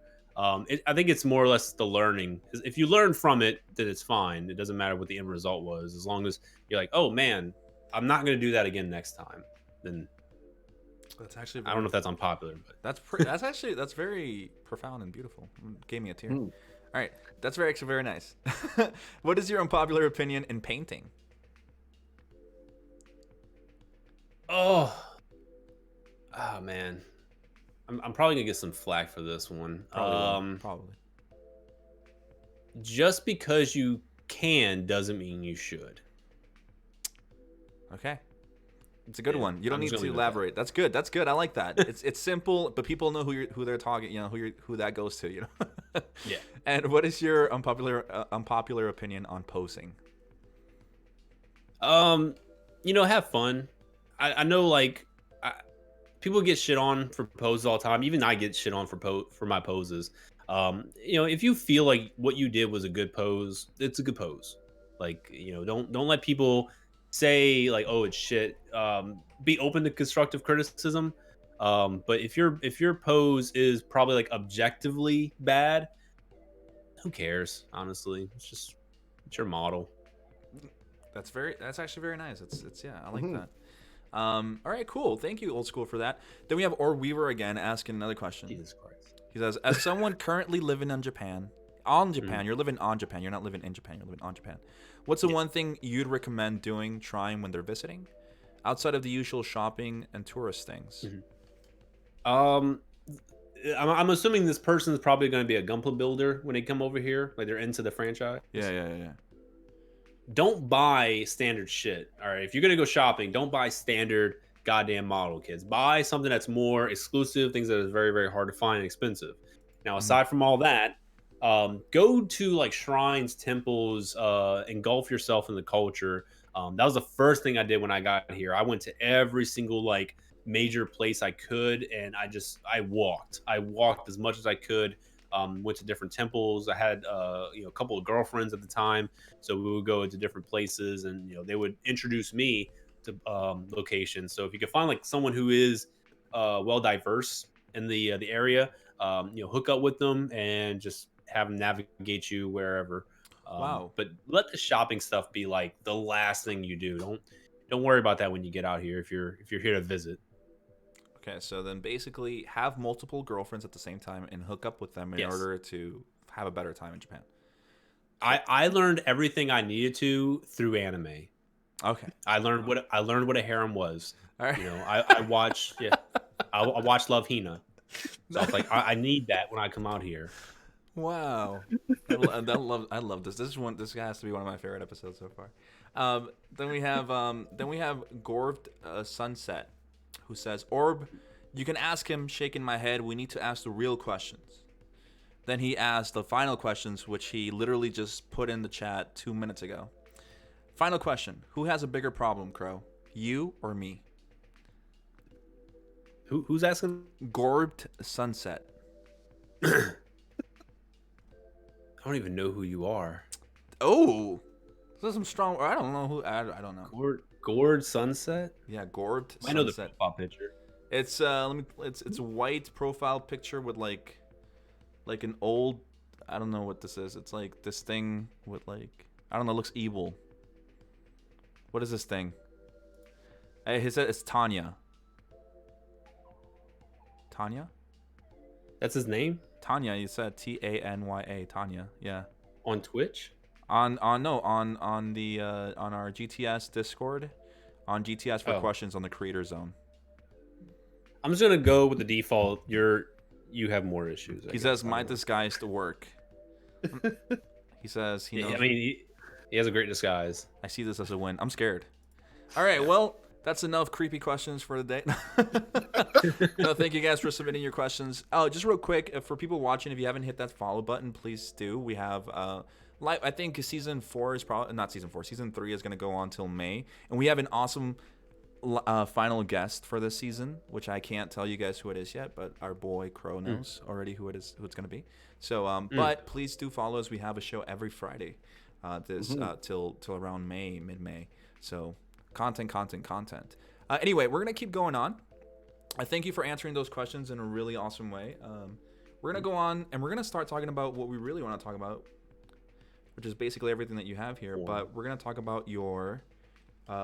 People can see the Google thing. All right, here we go. This is your desk setup, which is very reminiscent of my boy Sean's setup.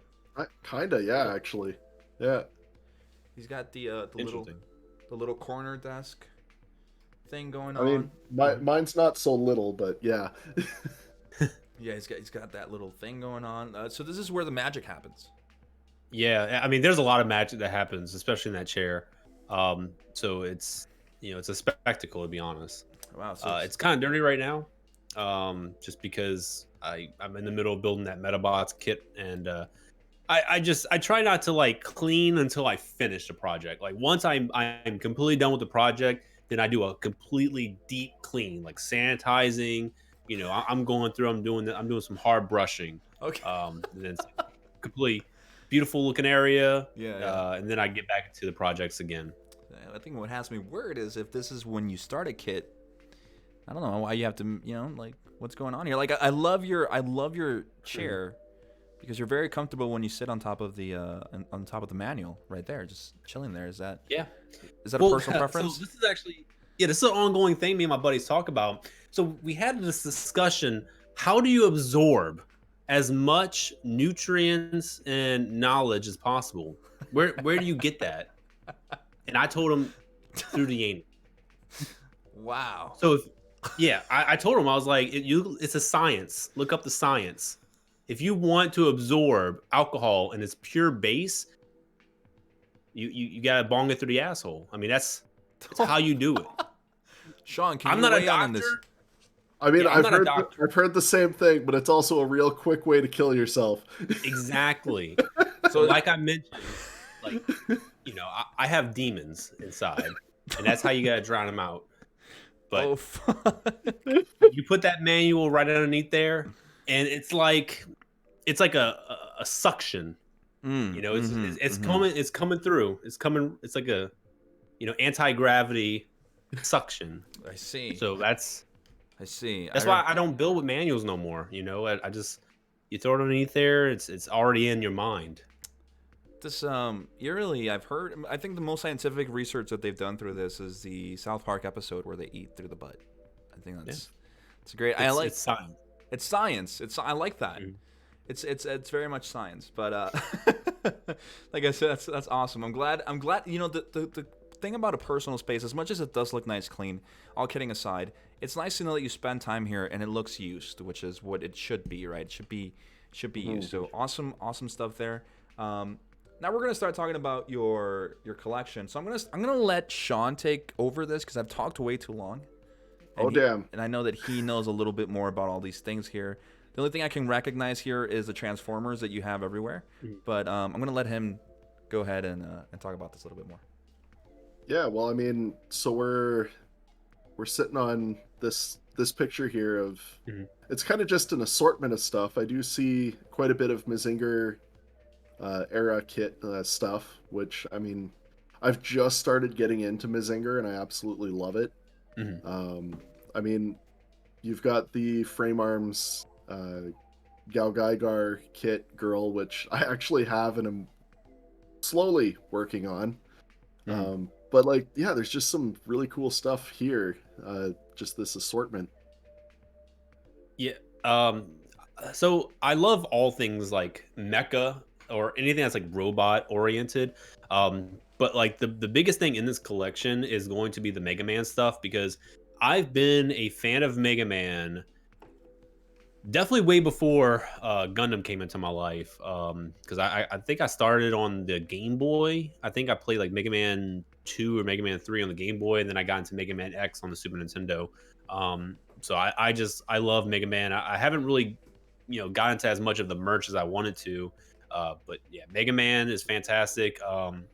Excel World is a great anime. It's kind of butchered because they cut it like really short. But that's the Silver Crow right in the middle, the silver dude. Really, I like the pro tag. He's a little fat, chubby guy, little sack of shit.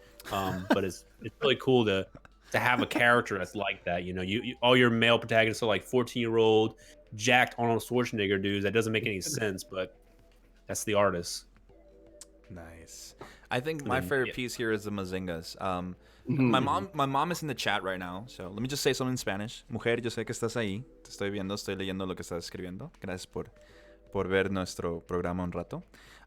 So the thing about Mazinga, so I have my Mazinga. I have a Mazinga. He's actually up here. I have the great Mazinga. I know you can't see me. You can't see me, Crow. I know you haven't been able to see me this whole time. It's because my camera is being used through OBS and it doesn't, it doesn't do like two things. So you can't see my beautiful face at the moment, but everybody else can. And so I have the Mazinga here. And my mom, the reason I got this guy, I was telling my wife when I saw him, I'm like, dude, my mom loves Mazinga. And my mom grew up in the 80s, right? So she loves Mazinga. And in Mexico, Mazinga is actually very popular. So how did you get into the whole Mazinga thing? How did you get into it? So fun fact. So I'm actually half Honduran. My dad, he's from Honduras, and his, not my mom, but his wife, my stepmom, she's from Mexico City. And when I was a kid, she actually was into Mazinger when I was into to Transformers There and it Gundam. is. She's like, oh, like, huh? No, sorry, I said there it is. It's so cool because yes, in Mexico they love Mazinga. Yep. And she confused I think she confused either my Transformers and Gundam for something from Mazinger. She's like, oh, I watched something like that when I was a kid. I was like, is it Mazinger? I was like, no, it was a Sazabi. I had a little, it was like one of the figures of Sazabi. And she's just like, oh, it looked kind of familiar. But yeah, I watched a show called Mazinger. I was like, I've never heard that in my entire life. But I love, you know what I like a lot? I got into it because of her. Yeah, and what I love is how you say, I don't like how I pronounce Mazinga in English because it sounds ugh. I like it more in Spanish.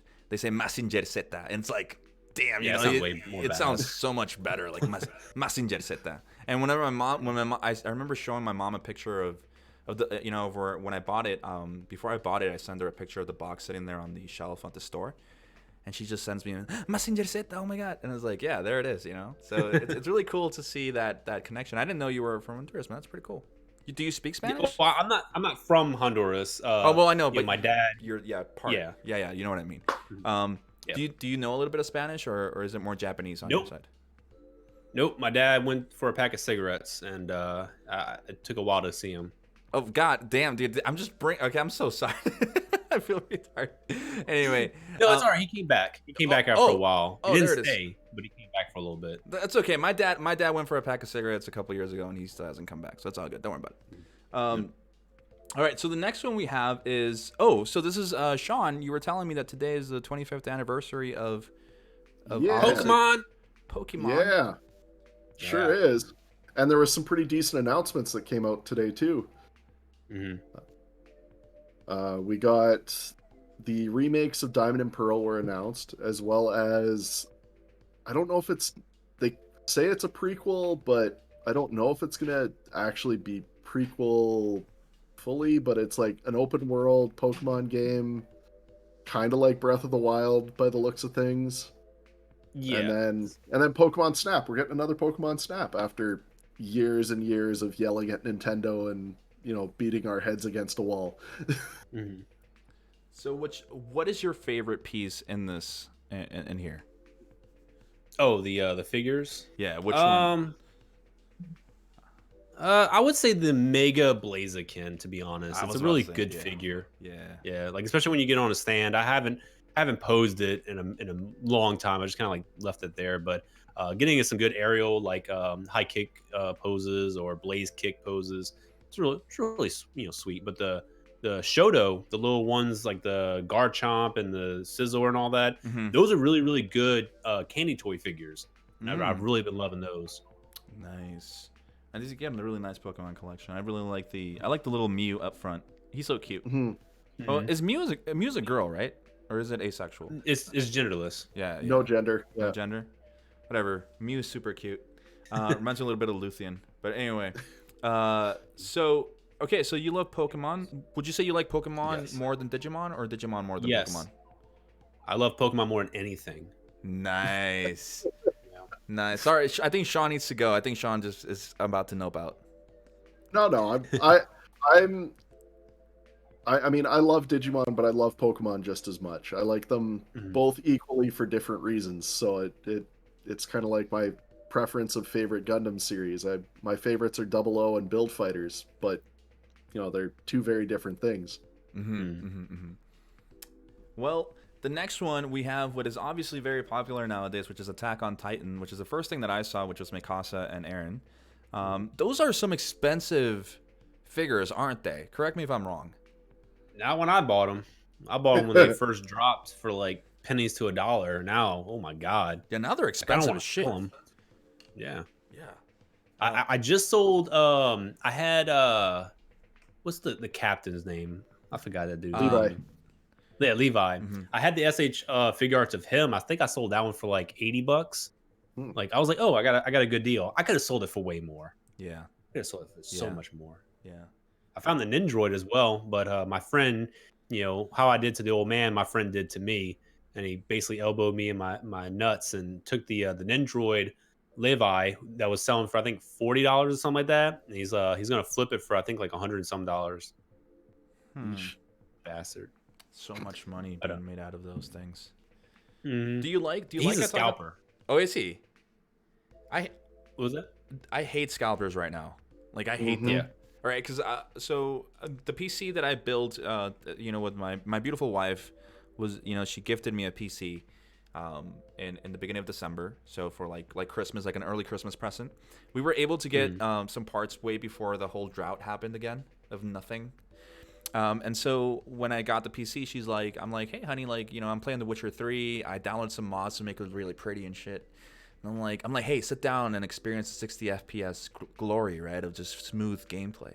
She sits down, enjoys it, and she's like, you know what, I want a PC. I'm like, you know what, fuck it, like you can, keep this one, and I'll build another one, get a little bit, other stuff. And then nowadays, because of scalpers, if I want to get other stuff, it's like $2,000 and shit. It's like, screw scalpers, dude. Really, if you're a scalper, you're literally human filth. Fuck you. Like, seriously. Like, I'm not even kidding. Like, I don't care what anybody thinks. It's such a shitty thing to do, to take advantage. People always say hustle, hustle, hustle, hustle. I don't care, dude. You're just taking advantage of people and what's popular right now. There's a point where compassion has to take priority and stop thinking about the self. Yeah. I think the only times I can give them passes is if it's an auction. So like you're not the one saying I want this price. You give a very low base price, nothing that's above market value, even above retail. You're just like, hey, if this thing costs $40, I'm putting it at $40. And if people bid higher, I think you're fine. That's on them. You're not the one. Yeah. And also, if it's a very old item that just has a remarkable, outrageous market price, like we talked about Pokemon cards earlier. If it's a base first edition Charizard, I mean, sell it for $100,000, $200,000 if you want. But if it's something that's like still on shelves, and this is very prevalent in the damn Transformers community, which irritates me because I hate the community now. They have a lot of the new studio series of the Kingdom stuff, and people are flipping it for like $10 or $20 over retail. And I'm like, it's still on shelves, man. Like, you can't be doing that. But yeah, it's a shitty thing. It's a shitty thing to do and experience. So fuck scalpers. But you also have Dragon Ball Z, and then you have Naruto, and then you have, what were the other ones, Sean? Gurren Lagann figures, which I am gonna get Jess to watch Gurren Lagann one of these days. I plan on it. Maybe it's fantastic. It's so good. Maybe it's just dumb enough, but just brilliant enough to just be good. Yeah. The thing people about take it too seriously, honestly. You think so?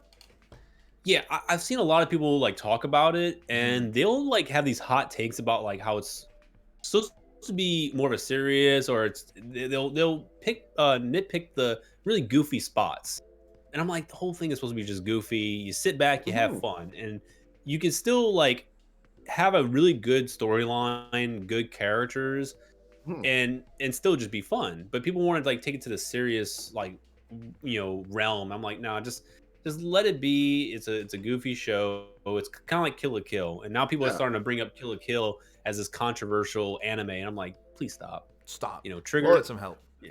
Well, as I kind of put it to Sia when we were talking about stuff like Gurren Lagann and whatnot, I said Promare is concentrated Gurren Lagann. If you need a full dose of Gurren Lagann, but you don't have the time to watch the entire series, watch Promare. It'll give you what you need, but nothing beats getting the full dose of Gurren Lagann. Yeah. The thing, so I have a question real quick. I just wanna give a shout out to Kid Chaos, who has been typing for a while and I haven't read anything out loud of his. The movie last so he said earlier, fuck, I forgot. It's all the way up here. God, I'm sorry, Kid Chaos. I know you're typing. I'm just trying to read everybody's things, but obviously he's been there since the beginning. But somebody else is asking the question. He says, what's the guy between the Gurren Lagann and Naruto? So who's the middle? Who's that guy between that? I think he's like in black. Oh, God damn it! I forgot the dude's name. It's the final boss. Yeah, I can't remember the name of the something unit. Lagann. Yeah, I can't remember the name of the unit itself, but it belongs to the Spiral King. Yes. Lord Genome. Lasengan. I think that's what they're saying. Yeah, Lasengan. Yeah. That's it. Hydroponica. Thanks, Hydroponica. There we go. All right. Yep. Yes. Cool. All right.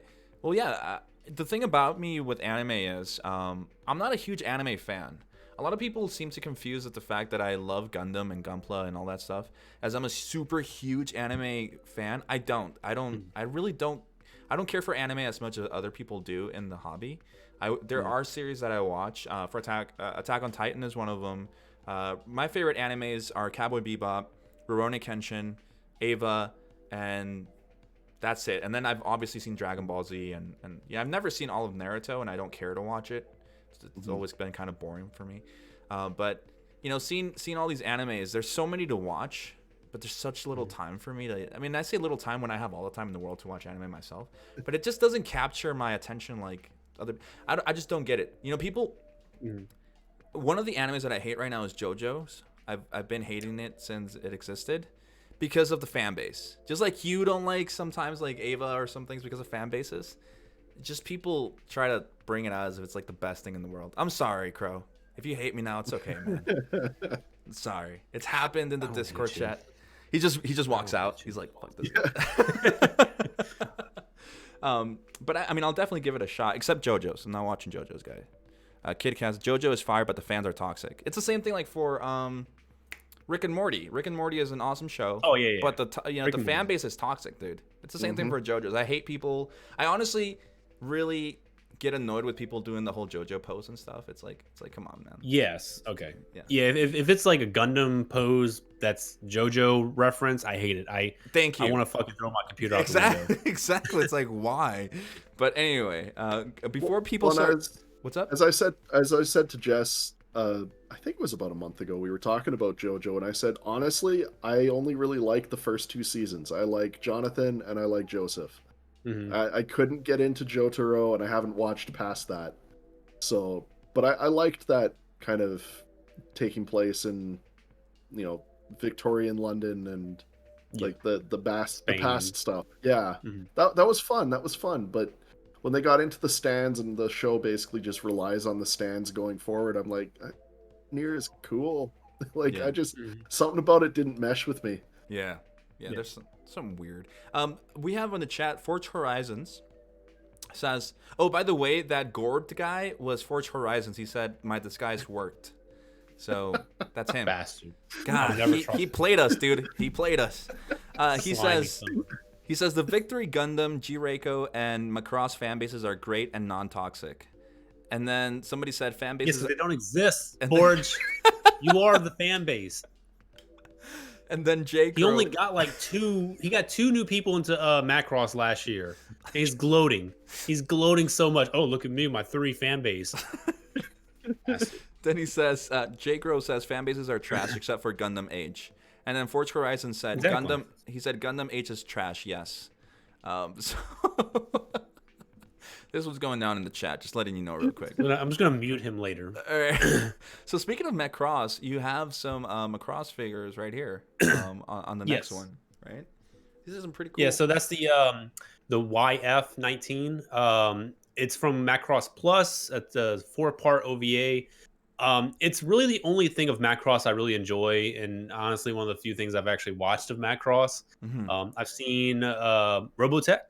I know people hate Robotech, and they say it's not anything Macross, but it's goddamn Macross, just a very condensed, butchered version. Yeah. So I like Macross. I played it when I was a kid. Played Battle Cry on PS2. I was really into the mecha phase when I was a young kid, and then I got into Plus when I was a kid because it was at my local rental store on VHS. Yeah. So I think it was like all 4 VHSs. And I just rented them all at one time, and I just like consumed it all through my anus. And then from there, I just really couldn't get into like Delta 7, 0. I think the series went a little bit too wild for my tastes. Yeah. So I kind of just stick with everything that's before Plus. Oh, okay. Yeah, these kits are really nice. I like the very military jet look to them. I haven't given them a try. I haven't built one myself. I do want to. Well, these aren't kits. These are all figures. Oh, they are. Okay. Yeah, from different companies too. So the one that's in the fighter mode on the ground, that's Arcadia. The one that's on the mini stand is Revoltech, and then the big one, that's the DX Bandai version. This is what I mean when I say that he's a collector. Yeah. Do you know what I mean? Like it's that knowledge is like this is what it is. This is it. This is it. Like mad respect, dude. Mad respect for all the things that you have here. Then we have a compilation here of the Kamen Rider, and then we have Alita just randomly out of nowhere. I have no place for her. It's just kind of chilling there, like, oh, I'm a Kamen Rider too. A Kamen Rider is something I never really got into or I never even actually knew about until until Sean told me about Kamen Rider. It only tried to come west twice, and it fell flat on its face both times. Yeah. So. I mean, even I don't know a ton about Kamen Rider, other than I like the design aesthetic of it. The bug. Because I'm more of an Ultraman and I'm more of a Super Sentai / Power Rangers tokusatsu fan. I haven't had the chance to dig into Kamen Rider. Like, I don't even know the difference between Kamen Rider and Masked Rider. I know that they're kind of the same, but not the same. That's about my knowledge on it. I think Masked Rider is just the English translation. Oh, is it? Okay. Yeah. Oh, okay. Well, there you go. That was pretty quick. There we go. That was an easy explanation. I guess if you want to get technical, there is a Masked Rider that came to the West that I think was produced by a Canadian company, if I'm not mistaken. But that one was Masked Rider. It had a white dude, and it just was trash. But for the most part, when people say Masked Rider, it's just the English of Kamen Rider. Gotcha. Okay. And then we have more Kamen Rider stuff in the next one. Tiny ones, big ones, huge ones. Yep. That effects part of that guy kicking is sick. Yeah, that's the Figure Eye standard. With pretty good kit, to be honest. Yeah. A lot of stickers though. Yeah, true. Sean, you have a Kamen Rider Figure Eyes, don't you? Yeah, I've got the Masked Rider Den-O kit that came out a little while ago. Nice. And I liked it. It was a lot of fun to build, actually. I'm a big fan of these Figure Eye standard kits. They're actually really good. The Digimon stuff. They're generally cheaper than the is that SH Figure Arts? Yeah, the SH Figure Arts line. Like it's a lot cheaper than those. Yeah. Oh yeah, easily. Yeah. On the next slide we have. So forgive me, I honestly don't know what's above your Kamen Rider display. What are these? Are these a Metabots or what are these? Oh, baby girl. These are bliss. Bliss. This is like the pinnacle of my collection right now. This is Metabots. It's essentially I know there's like a TV show that came out before Metabots that had like the same idea of like toys that kids use to battle. But this is kind of like something that was the biggest part of that subgenre of mecha was like kids battling with toys. It led to LBX, it led to Build Fighters and various other like Zatch Bell. I don't know if y'all ever watched Zatch Bell. Yeah, that was weird. Yeah, it was really weird anime. But all those shows has everything to owe to Metabots Okay. because Yeah. it's amazing. It's once again another Canadian produced anime.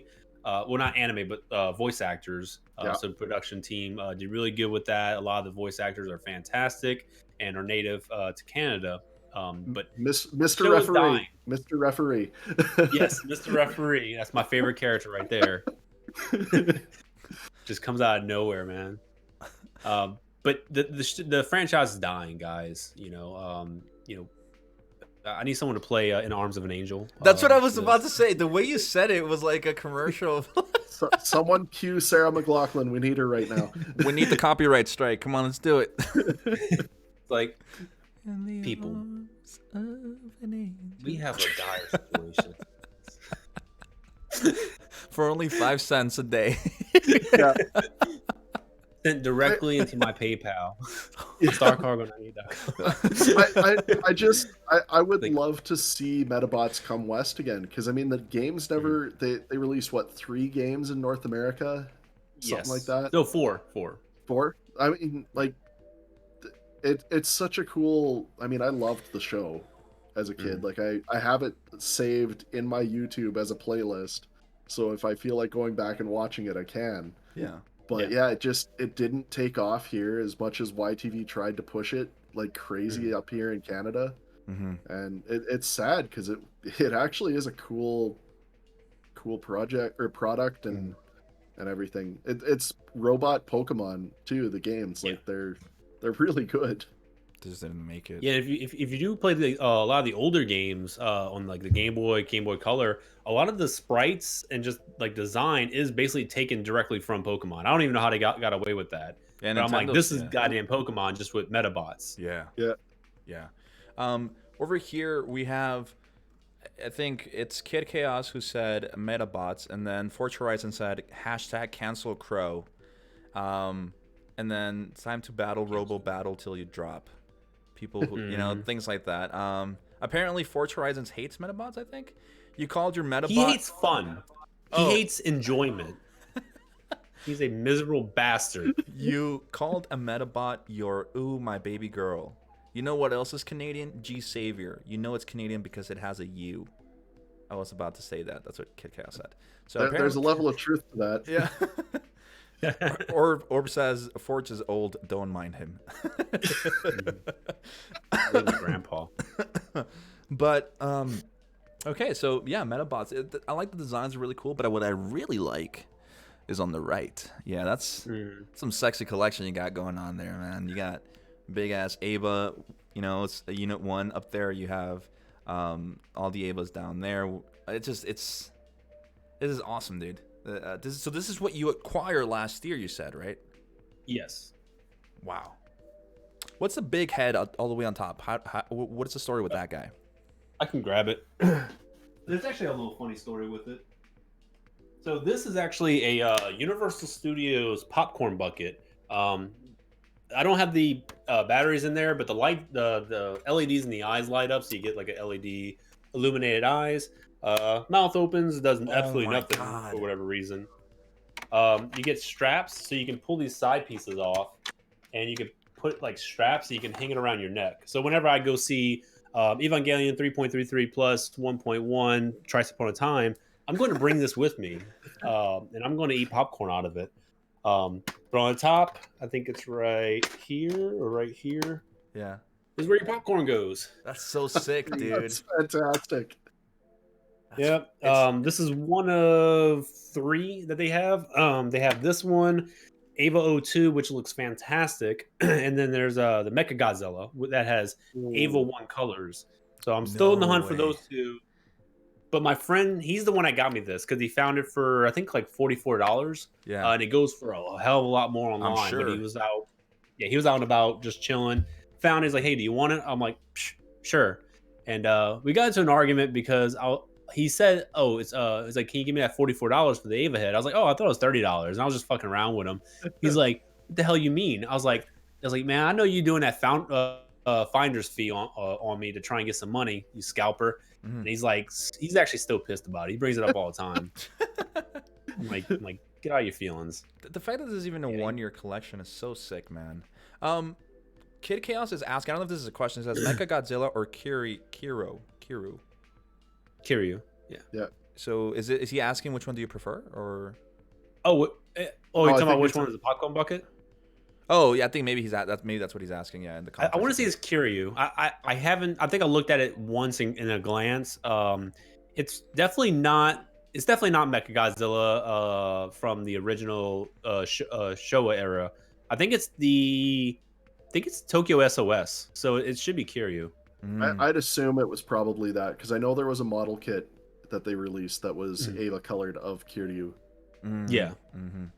Okay, well there you go, Kid Chaos. You got the answer. The next one, we were speaking of Tron earlier on. Here we have the, you called them the light cycles.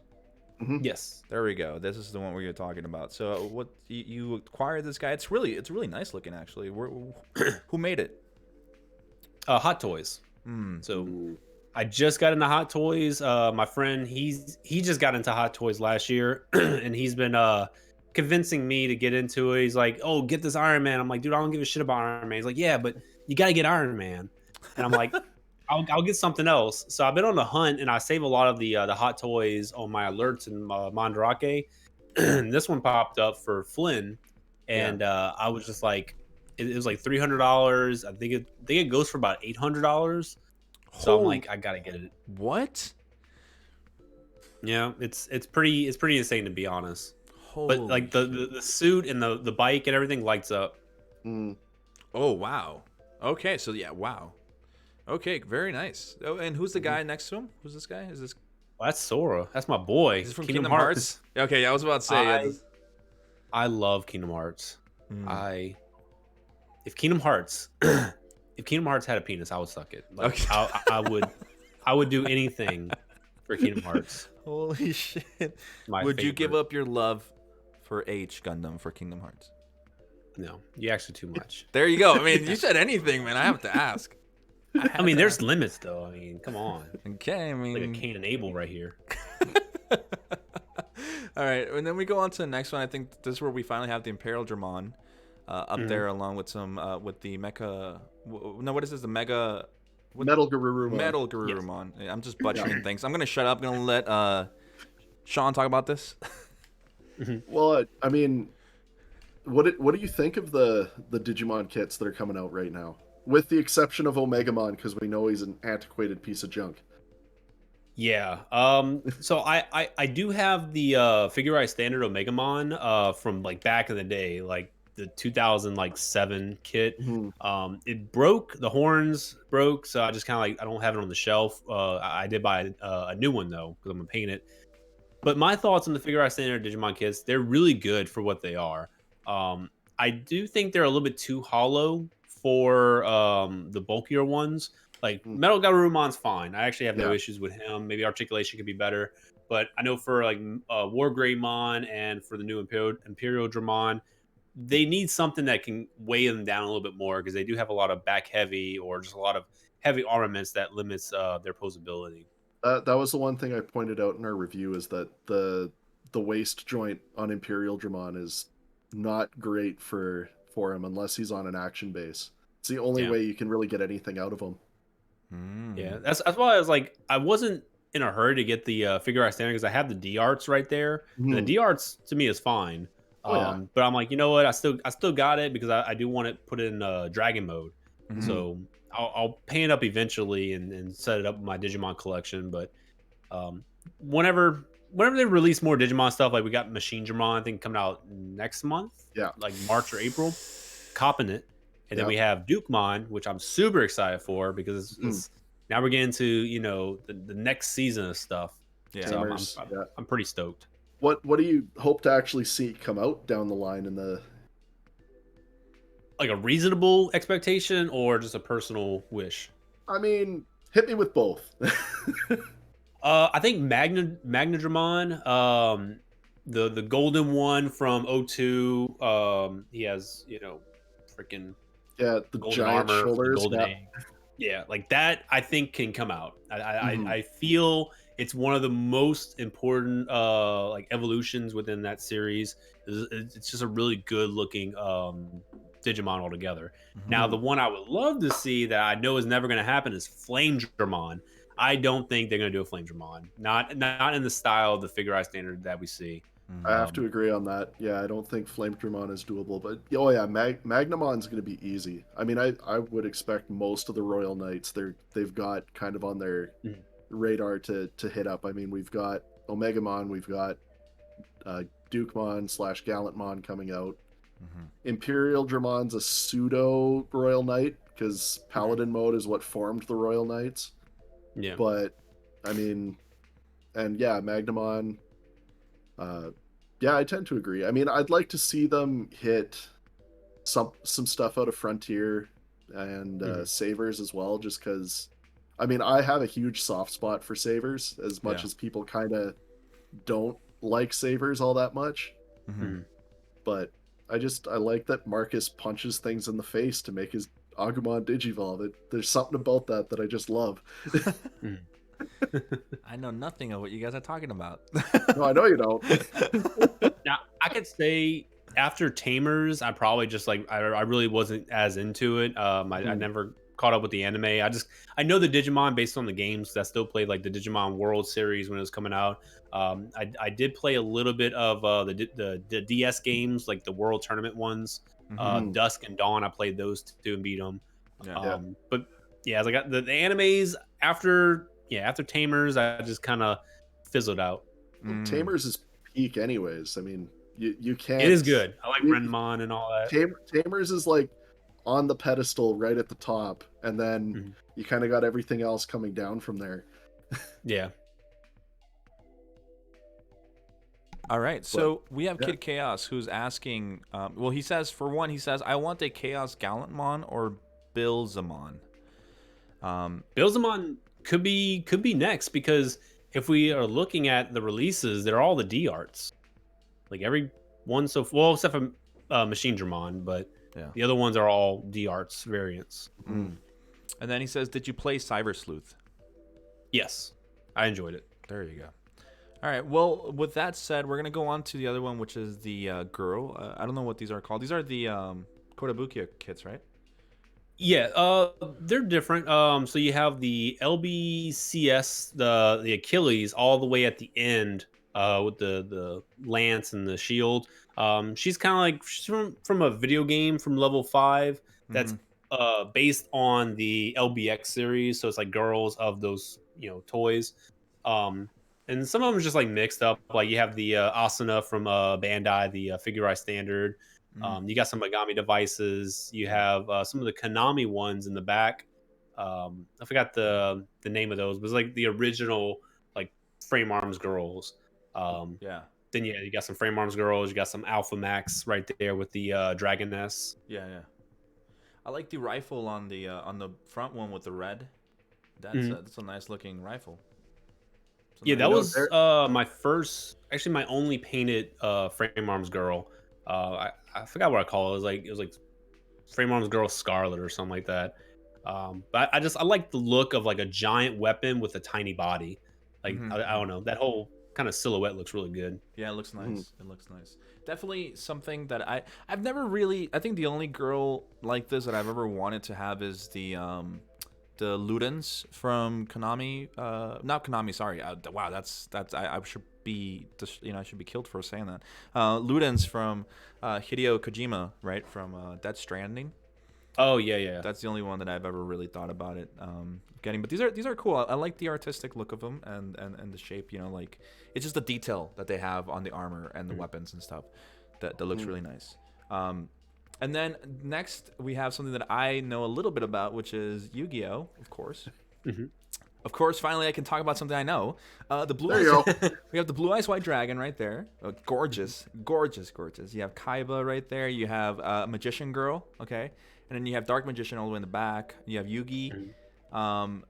This is a really cool little just setup. They're just kind of chilling there, just battling, right? That's what they're doing. They're dueling. Look at it. Yeah, but that's the only way to set these up.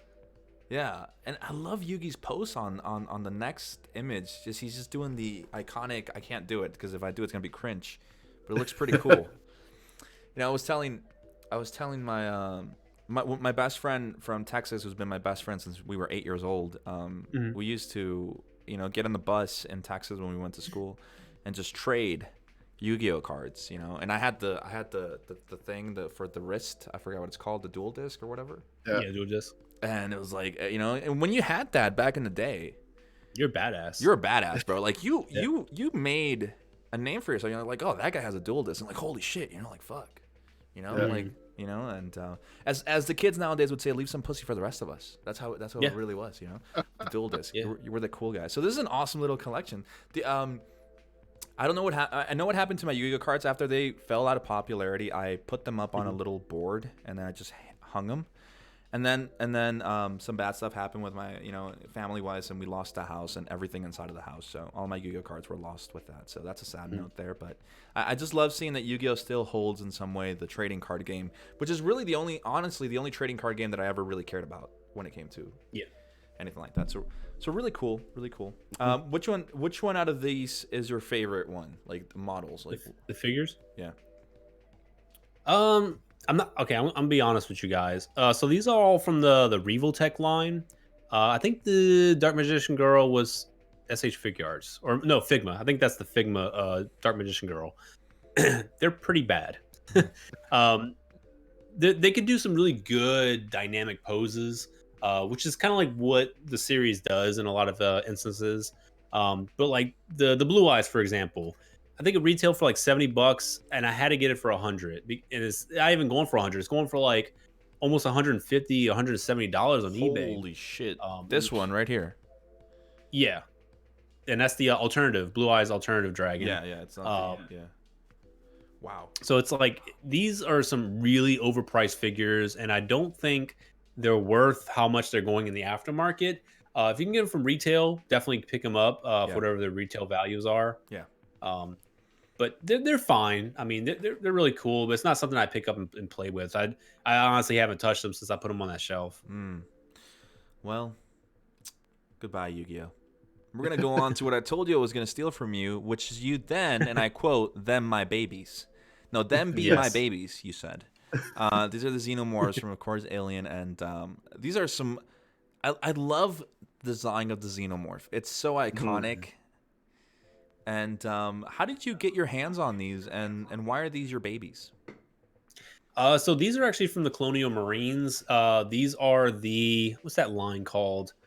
Someone in the chat probably knows. Damn it. I know Forge knows because they're a part of that Metal Gear Solid figure collection that he wants. Yeah.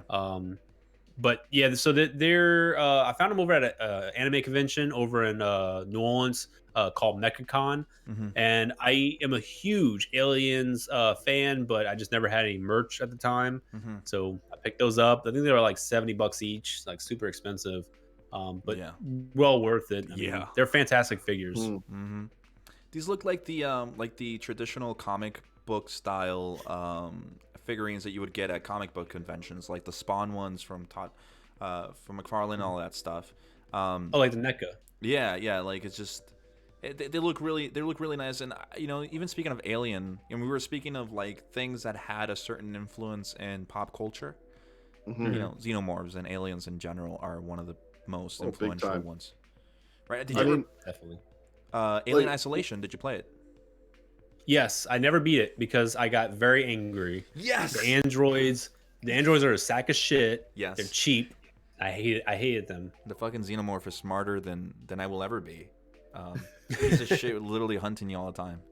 So, sorry, Sean, I interrupted you. What were you gonna say, man? Well, I was just gonna say, like, growing up as a kid, I knew what a Xenomorph was without even seeing the movies. I mean, at the time, I just called it the alien from Alien, but I knew what it was. I mean, it was in pop culture. Like, you watch an episode of Animaniacs, and there's a Xenomorph there, right? Yep. Yeah. I mean, they're part of just cultural zeitgeist at this point, and it's so cool. It's so cool to see. And I guess I mean I can see why when I asked you why are they your babies, I know why. They're amazing. They're really cool. And then the next one we have on here, we have a bunch of little. I think you have the amiibo, or what are these called? The Wii things. Amiibos. Yeah. And then we have, I see the Wing Zero Barca over there, just kind of chilling. Yeah. let's just ignore him. You don't like him? So I'm supposed to do a review, and I keep belating it. It's an Oh. alright figure, man. It's okay. Don't spoil the review. We'll watch the Yeah, review. no. Don't worry about it. Don't worry about it. Well, he didn't say that. He didn't say that. We don't know what he thinks of it yet. We have a bunch of Pokemon. We have some Smash. This is all amiibos, right? Yes. Yeah. Pretty big collection, dude. You got Ryu over there and shit. Nice. Yeah, I'm a huge Nintendo nerd. I stan for Nintendo. Even though they do me wrong every chance they get by striking my Pokemon videos that I just happen to kept on my YouTube channel. Yeah. Or if I try to live stream Splatoon, they slap my PP down because of the music copyright. That's okay, Nintendo. I still love you, even though you don't love me. It's why are they so shit to people when it comes to You're that? Japanese. Like, You're Japanese. I just don't get pretty it. much. Like, it's just like, dude, like, it's literally promoting your shit for free. What the fuck? No, Why? man, they're so elitist. It's disgusting. Yeah, it kind of is. Yeah, a little bit. The days of Satoru Iwata just loving everybody have Oh, been gone man. for so long. You're gonna make me cry, dude. I'm about to. Oh my god, I'm about to cry. That dude is a goddamn treasure. He was, and so was Reggie. Like the two Oh of my them, the two of them plus Miyamoto were like the three amigos, right? Yeah. Amiibos? Like, Amigos. You know, the Steve Martin movie. yeah. Can I say, how come Bowser hasn't done shit? Right? Like, if you're gonna take over Nintendo, right, and your last name is Bowser, why aren't you doing anything? Like, I've never heard of this man speak since he first got introduced. No, and like they released a game called Bowser's Fury. They could have just played on that so hardcore. Like, yeah, both the Japanese president and the North American president are just not near as much fun. Mm-hmm. Exactly. Damn. We'll see what happens, but still, I mean, awesome collection. Rest in peace, Nintendo, and their good times of letting us. They're probably like, somebody said in the chat, they're gonna strike this video probably. Probably because we mentioned Nintendo on here. Criticize them. Headquarters. They can get all this information right at the source. We can hear the frequency of Nintendo being spoken in this little channel. I blame it on that friend's uncle who works at Nintendo from the 90s. And then over here we have what seems to be, I don't know. I know Gundam, so I can see your Gundam collection over here, but I don't know what the other ones are, which are the things that you put on, right? These are like, I think, Power Ranger stuff. Yeah. Or, I don't know. What is this? Oh wow. Disrespect. I'm no, sorry. It's drivers. I literally said I don't know. I'm trying to figure this out, dude. He hates me now, dude. I'll forgive you. But yeah, they're just drivers. So I've been collecting them as I watch the series. Some are in there, like the O's and Forza. I think I got Ghosts in there. So those drivers, I haven't actually watched the series that related to them. I just like the jingle that the belt plays. But I basically just like buy them as I watch the shows. And so far, I've watched all of like early Heisei. I'm on Deno right now, but I've watched. Let's see. Kuga, Agito, Fies, Blade. I'm still on Deno. I try to watch Kabuto, but that's a piece of shit. That's the worst television series I've ever watched in my entire life. Holy God. Yeah, I as a TV show, I hated it. Just went for the pure jugular. disgust. And then I watched Zio, and I'm still watching Saber. I haven't finished up on where it is right now. Yeah. Nice. Well, just like I said, collector. If someone was to start getting into watching Kamen Rider, where would you recommend they start? Fies. Fives? It has goofy elements. So it's like if you're gonna get into it and you really don't, you maybe like the goofy stuff, like the childish things is just too much for you. Fies feels like a drama, like an actual drama. It has cheesy stuff in it, but it's really toned down with the level of seriousness that the characters has. The characters are just like beyond great, in my opinion. That actually sounds kind of right up where I'd like, because I mean, it's not Common Rider, but for the Ultra series, my favorites are Jeed and Zet. So I mean, those two kind of had that balance of serious and drama. So I may have to check out Fies. Nice. Yeah. Give me 1 second. Yes. Mhm. Like you've been on this call for so long. It's time for you to get off.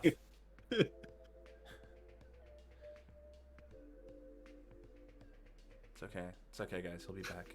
Yeah. I'm sorry. Did we get you in Sorry. trouble, man? Did we get you in trouble? I'm sorry. No, my wife's supposed to be leaving to go meet up with her friends, and I'm supposed to watch my son, but he's napping. So probably when he wakes up, I'll have to like probably bounce, which No, might no. might not be in like another 30 minutes or so. No, it's okay. We'll speed things along. I just want to get to Yeah. a question real quick. That DeSosa Ramiro asked thoughts on the movie Prometheus. So he was talking obviously with Xenomorphs when we were talking on that. I just want to say that I loved the movie Prometheus. I thought it was an excellent movie. I know there's a lot of hardcore fans of Alien universe that really didn't like it. I consider it to be one of the most beautiful cinematographic, whatever you say it, movies that I've ever seen. Some of those shots on that movie are amazing. The story behind it, you have to kind of get back. Okay, to its bad rep, you shouldn't have to go look for information online in order to understand it. You shouldn't have to do that. But if you do, and when you do it and you watch it knowing all the backstory of the engineers and why this and this and this, it becomes a better movie than it originally was. And it is one of my favorite movies. I've seen it like 10 times. It's now part of the Stars collection on Disney Plus, I think. So now I get to see it in 4K HDR on my TV in my room. So I told my wife we're going to watch it because I make her watch movies with me all the time. And she knows. If I could bring her in here right now, and she'd be like, yeah, he loves that movie too much. So yes, Prometheus is an amazing movie. Honestly, my opinion, both on Prometheus and Alien Covenant, is that I feel like Ridley Scott got so far up his own pretentious ass that it kind of took away from the movies. I mean, they're good movies, don't get me wrong, but I hate just how pretentious Ridley Scott was about both of them. I completely agree. Like, Covenant more so. I absolutely dislike Covenant. Yeah, I don't like Covenant too much. I honestly give me David starts with F. What's his last name? David Fincher. Fincher. Give me all of his stuff. He was a fantastic actor and played various like pretty diverse roles of both of the different androids. Loved it. Loved his role. Everything else, all the other characters, Tennessee especially. Like I love Danny McBride. Huh? McBride. McBride, yeah. I love him as an actor. I love Eastbound Down, Tropic Thunder and all that. I just felt like he was not good in this movie. And just the overall plot, it basically took everything that Prometheus did to set up and just said, we don't care no more. Like, the purpose of Prometheus is gone. Yes. With Covenant. Yes. And that's what makes me like Prometheus more, because it could have been something really good. Yes. I hate Covenant even more. Yes. Covenant was, if you're gonna watch it, just watch it and that's it. You don't go back to it. Prometheus for me is basically, you said it better than I did. It set it up and what it could have been and what it set the world to be, because it reminded me a little bit of Dead Space, which we won't get into, because then I mentioned Dead Space and then Sean and I will turn this into another 3-hour episode of just like starting now, but we won't. We won't. Maybe we'll bring you back into some other episode where we talk about pop culture stuff, because your stuff. We'll have like Derek on here, and Derek also knows a lot. But we're gonna keep moving on because you are a father. So we're gonna skip a little bit of your collection here. We're gonna go straight into the Godzilla stuff because I know Sean loves it, and I know you do too. So I'm gonna let him take over this one, and then we'll move on so we can do the little critique thing that we talked about, and then we'll end the show so that way you can do your stuff. All right? Yeah, no problem. So I mean, I'm a huge Godzilla fan. I have been since, I'm pretty sure I was sitting in a motel room watching CBC as like a 6-year-old, and it was like Kong versus Godzilla. Like you're kind of your intro to Godzilla. But like just your figure collection, it's what I hope to someday have, because I mean those Monster Arts figures are not cheap. No, not at all. But I gotta ask, of the 3 eras, which is your favorite of the 3 eras, like the Showa, Heisei, or Millennium?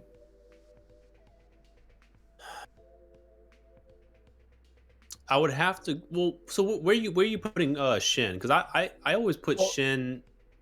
I to guess you me, could put Shin Millennium, huh? well, I consider Shin much like the original Gogeta, where they're Mhm. just their own separate from the rest. I mean, Okay. I love Gogeta and Shin Godzilla pretty much number one for Yeah. out of the whole thing, anyways. So So I'll say that Shin is my favorite Godzilla film ever. It's my favorite yes, anything. Favorite Godzilla design, favorite music. Even though it takes like the original theme and kind of like just does a little bit tweaking, but it's still the original theme in some scenes. But everything about Shin is fantastic. yeah, But my favorite era, 100% is not Showa. I hate everything about the Showa era. I respect it. You know, yeah, having a guy in that heavy, sweaty suit all day, like that's a lot of work. And I mhm, definitely respect all the actors, the original stunt man and that was in the suit. But my love is probably going to be for the Millennium series because I just love Godzilla 2000. I love a lot of the films that came after. mhm, I do love Final Wars. I mean, these are just really good films. Even though I came into Godzilla with Showa, I still mhm, have Godzilla versus Mechagodzilla on VHS. yeah, It's still a good film. I do like that one in particular, yeah. but yeah, like I have to give it to Millennium. They just did a really good job with reinventing Godzilla. I got to agree. I mean, GMK is almost a masterpiece. Like Yep. it's just of if you're gonna chase like the first and Shin, it's GMK right after that. Mhm. I mean, Final Wars is like it's like a fast food meal. Like you just Yeah. you enjoy it, and then you feel sick after because you've enjoyed it so much. It's so good. It's like the cheesiness of it. Like Yeah, the American actors are having fun. Like the Japanese actors, like everyone's just having fun, and yeah. even the aliens. Like I love how in depth they are. Like he actually gets frustrated when like one of the monsters dies. Like oh god damn. He's like I knew that one wasn't gonna work. Like it's a good cheesy film, but it's like I Yeah. love the fights. You get so many battles like right after Oh, another. That's kind of what you want. You just want a bunch of monsters battling it out. yeah, yeah. It's like one of the video games, but in an hour and a half of time. You want to know a story about the PS4 Godzilla game? Yes. So I played it when I pre-ordered it, got it, and I loved it, even though it's a piece of shit game. It's really really bad. I do not recommend anyone to seek it out. But the second reason why you shouldn't seek it out is because trying to find it for any kind of reasonable price is impossible. You're paying over $100 easily Yeah. for a used copy. And I had the copy and I sold a bunch of my games off. And I was looking at my Godzilla game and I'm like, you know what? I'm never gonna play this. And as amazing as it is in my collection, I was trying to make my wife happy and I just want to sell it off. Mhm. I didn't look at what it was going for. I saw last time I saw it was going for $10 in GameStop. I sold it for about $5. Oh, Yeah, and if any of you guys want to look online to see what it's going for right now, a PS4 Godzilla used, I lost a lot of money. God that damn. I can believe. I mean, that's all I've heard is that game's not great. I mean, the best PS4 Godzilla game is City Shrouded in Shadows, and that never came west. No, I'm it still looks good angry though. about I want that. to play that one. Yeah. Well, I mean, it's got Godzilla, Ultraman, Evangelion, Pat Labor. Like, I mean, what's not to Yeah, love in that except the fact that I can't understand a single thing that's going on? yeah. So like all the objectives, you're just like, where do I go? Oh, this building's collapsing. Oh my god.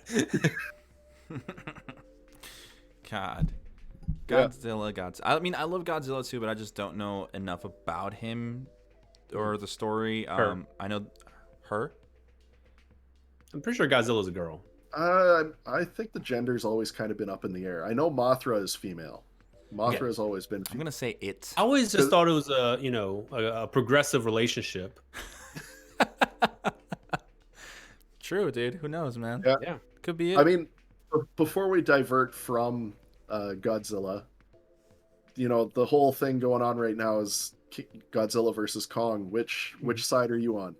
Okay, so I have a theory. If you've probably watched Mechagodzilla, Godzilla versus Mechagodzilla Showa 1. So I saw this a mile away. I felt it in the air. The Godzilla that you've seen in the trailer, at least in the beginning of the trailer that was in the ocean, that's not Godzilla. That's Mechagodzilla. And a lot of indications is because of the skin. There's a lot of silvering in the skin whenever he jumps onto the ship, the lander, the landcraft carrier.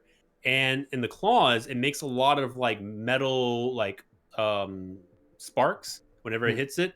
I don't think it would have done that if it was actual bone. So I was just like looking at him like this is 100% Mecha Godzilla, and because they mentioned like there was like Godzilla as being more overly aggressive.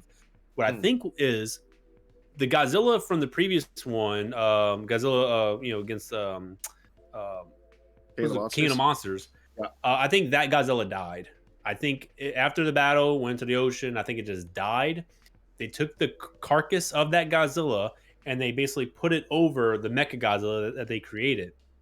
And I think that Godzilla, before it died, gave birth to another Godzilla. How in almost every era, there's a baby Godzilla, whether it's Godzilla Junior or whatever that ugly ass one they called it. That weird potato. Yeah, that ugly. God, that is hideous. But it usually goes and evolves into a proper Godzilla, and a lot of the Godzillas that you see in the future, Heisei, is actually not the original. It's the child of the original. So I think that's what's going to happen in Godzilla versus King Kong. This is the Godzilla you're going to see actually battle is going to be the son. Mechagodzilla is going to be the true enemy. And Kong and the true Godzilla, I don't think are ever going to fight. That's my theory. But if I had to choose a side, it's Kong because, monkey, not lizard. Big monkey. Totally fair. It always goes back to monkey. Yeah. But I mean, we've also got, speaking of the high praise towards Shin Godzilla, what are your thoughts on Shin Ultraman coming out this year? I don't care about Ultraman. I'm sorry. Oh. I tried to look at a trailer and I couldn't even get to the trailer. Damn. That's fair. It's totally it's just fair. weird, man. Like I think the newer stuff looks fine, like the Netflix series one. I think those look pretty cool. But everything else I've seen in Japan, it doesn't click with me. Damn. It's totally fair. It happens. Oh yeah. I think, like I said, we need to get you back on here, and then, like I said, we're gonna get Derek on here too, and then all three, just you three can just battle it out on whatever you guys want to talk about. Because there's so much, dude. It's so awesome. Like this is it's true. Going back to like what I said. Like this is the beauty of the hobby, meeting people with same interests. So we're gonna go forward to the Sean's backlog critique real quick, which is something that you did. Oh, you're making us skip the Beast Wars? I'm sorry. He has a son he needs to take care of, dude. That's fair. That's totally fair. We have to finish this one out. I mean, I really wish we could stay like longer, but I understand he has a life, and he's like, "Fuck these guys." So, Sean's backlog critique. So basically, what you did, if you could, just shame us or tell us that it's good. So yeah, the picture, you have the picture on your screen. And then we'll sift through the other ones, but just real quick, what you see here, and give him your critique. Give him hell. So, are they sheltering from an earthquake? Like, why are they under a table? Just a place. I mean, I get it. Safety first. I practice OSHA as well.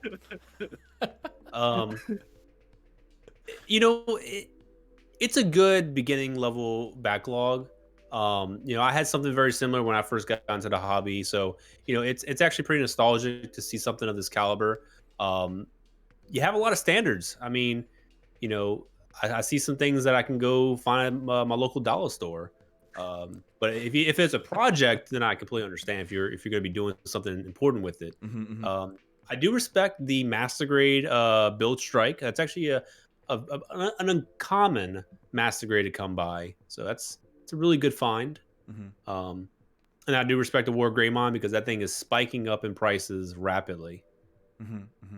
Very nice. But, and then the next one we have and then this is part of his backlog still. This is just his collection. I guess he's showing off his collection here. He's got a picture of Godzilla here and some little art that I think you made that art, or somebody made it for you, Sean? No, that was my old roommate Hannah. She made those little paintings. I love them. There you go. The little canvas ones? Yeah. Yeah. I love it. The Rodan looks badass. Oh yeah, and like you can't really see some of the details on them, but like the Shin Godzilla, it's really textured. Like she really layered the paint on it. Like they're really cool. Yeah, dude, you can feel it. Yeah. And then Yeah. on the next one, we have more of his art and his Digimon stuff and the goof and the art that he just has everywhere. When he moved in here, I'm like, just do whatever you want with this area. I don't care. Yeah. Yeah, I love it, man. I love the girls with the Gundam and Zaku heads. That's like pretty badass. It's pretty hot. Yeah. My wife won't let me have art. Like I have a whole like my closet just has a bunch of like posters and arts because every time I went to a convention, I love to support the local artists and I'll buy a bunch of stuff. She's not about that. Yeah. You got to do what the wife says, dude. When I bought my GM Sniper a week ago? Sean knows. He was there with me. I had to call my wife. I was like, hey, honey, am I allowed to buy the sniper? She's like, yeah, go for it. I'm like, okay, thank you. You know, I still got beat when I got home, but, you got to listen to a wife. And then we have here some of his collection, his little display, because it seems a little empty. That's because our editor has some of these kits that he was using for the videos that he was editing. So, so we have the little. Yeah, I love the Power Ranger stuff. Yeah, his Power Ranger stuff is sick. Yeah. Well, and those are the 93 Deluxe Titanus and Megazord. I just got to track down the Dragon Zord. Nice. Yeah, so that's because I don't care what anyone says. Those 93 ones are just so good. Dude, I wish I would have got those when I was a kid. Like, I can get them now if I really wanted them, but it's like the feeling as a kid to get them. Like, I never had those. I had the movie ones, the frog and the gorilla. I had that Megazord, which was good. I love that one. Well, I mean, the Titanus a buddy gave to me, he had it. It was basically gathering dust in his grandma's basement, complete. And he's just like, "Oh, you love Power Rangers? Here, have Titanus." And then I'm sitting there like, "What am I supposed to do with just a Titanus?"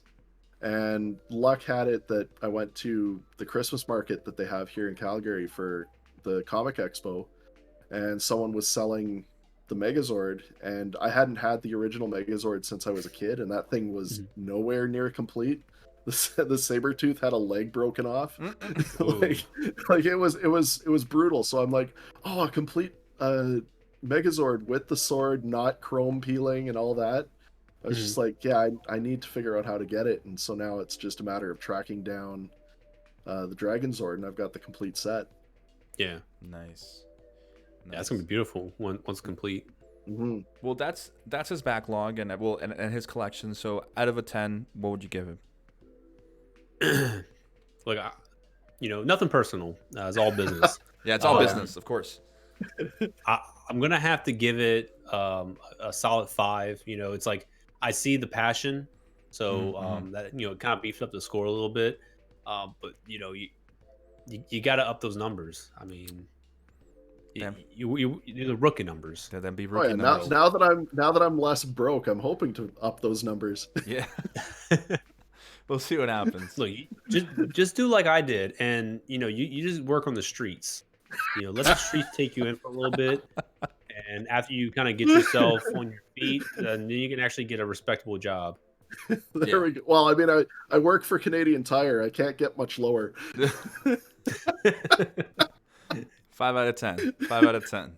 All right. Then we're going to go on to my sorry backlog. Keep in mind, I've only been here in Canada for a year and a half. All right. All right. So here we go. This is what we got. The first one. Let's see. You got Quant Full Saber, and I don't even have that, so that's actually pretty good. I love that kit so much. Like, it's a beauty. It's an honest beauty. Yeah, it is. I'm jacking up the slide. You got the hangers. Those are actually pretty hard to come by. The H hangers. Yes, I do. Yeah, they were one of our other hosts, Kevin. He's the one who gave them to me. That guy is a godsend. I love him so much. Yeah. Nice. He's a good friend. Yeah, he's an awesome friend. He's an awesome friend. Got the Quant. Got the Sasabi. And then what else? Then I have those. Now there's a master grade there. I think that's the Shenlong or whatever it's called. That's a commission piece that was given to me. I just haven't been able to get around to doing it. I have to paint it. Oh, okay. Yeah, so that one's not mine. The other stuff is. The hammer is actually a very rare hammer. That hammer is actually very rare. The one that's in one of those pictures. One with the toolbox. Oh, it was like limited editions. Yeah. It was only in Home Depot for like a week. Yeah. Yeah, and I mean, solid. It's not about the size. Sometimes maybe it is about the quality. You got those hangers that beefs it up. Unfortunately, though, there's not enough of girth to satisfy my thirst. So I'm gonna have to give you a solid 4. I mean, it's fair. No age. You do have a crossbone. You have a full saber. You got some nice hangers. So you got some stuff to work with. Yeah. That's good. 4. Hey, a 4 is good. I saw his critique video, and 4 is a good, man. 4 is good. Only I mean, I think even Orb only got a 9, and it's only because you couldn't destroy your integrity and giving him a 10. So it's understandable. But with that said, guys, I want to thank TheKrowSama for coming on the show and for this whole segment. It was really fun. I just want to remind you guys before we can say our goodbyes that next week we have coming to a YouTube near you. We have March 1st, CS First review. So that's on Monday. On Thursday, we have the Ava Unit 8 review by me. Then on the 3rd, which is Wednesday, at 8 o'clock p.m. our time, on this Twitch channel, we'll have the What's Up Discord. We will be reviewing and giving you guys our thoughts on your work in progress stuff and the GTS base Discord server. Just letting you guys know. You guys can follow us on our social media pages on Facebook at GTS Base, Instagram at Gunpla Talk Show, Twitch at GTS Base. If you're watching right now and you haven't given us a follow, please think about doing it. It'll help us out a lot. And even our YouTube, go over there and give us a subscribe. And if you like our content, great. And if you don't, tell us why so we can get better. That'd be really awesome. Join our Patreon if you're looking to support what we do, and exclusive look at upcoming content. More things will be added once restrictions are lifted here in Alberta. And with that said, do you have anything to say to your fans and to the audience, Krow? Just thank to all the ones who came out. Even Forge. It hurts me to actually thank you, but I do appreciate you for coming out and engaging with the chat, engaging with the stream. So appreciate everyone who actually came out and support. Please follow, subscribe, simp for GTS if you can, and thank you guys for having me on and having a pretty cool Saturday morning conversation. Thanks. Yeah, this was a lot of fun. Yeah, it was. This is really cool. Definitely. All right, guys. Well, then, with that said, we'll go down to the GTS offline screen before I turn off the stream. Well, I have my few last words with Krow, and we will be seeing you guys next week here at the same time as always. This is Master Grade Jess. We'll see you then.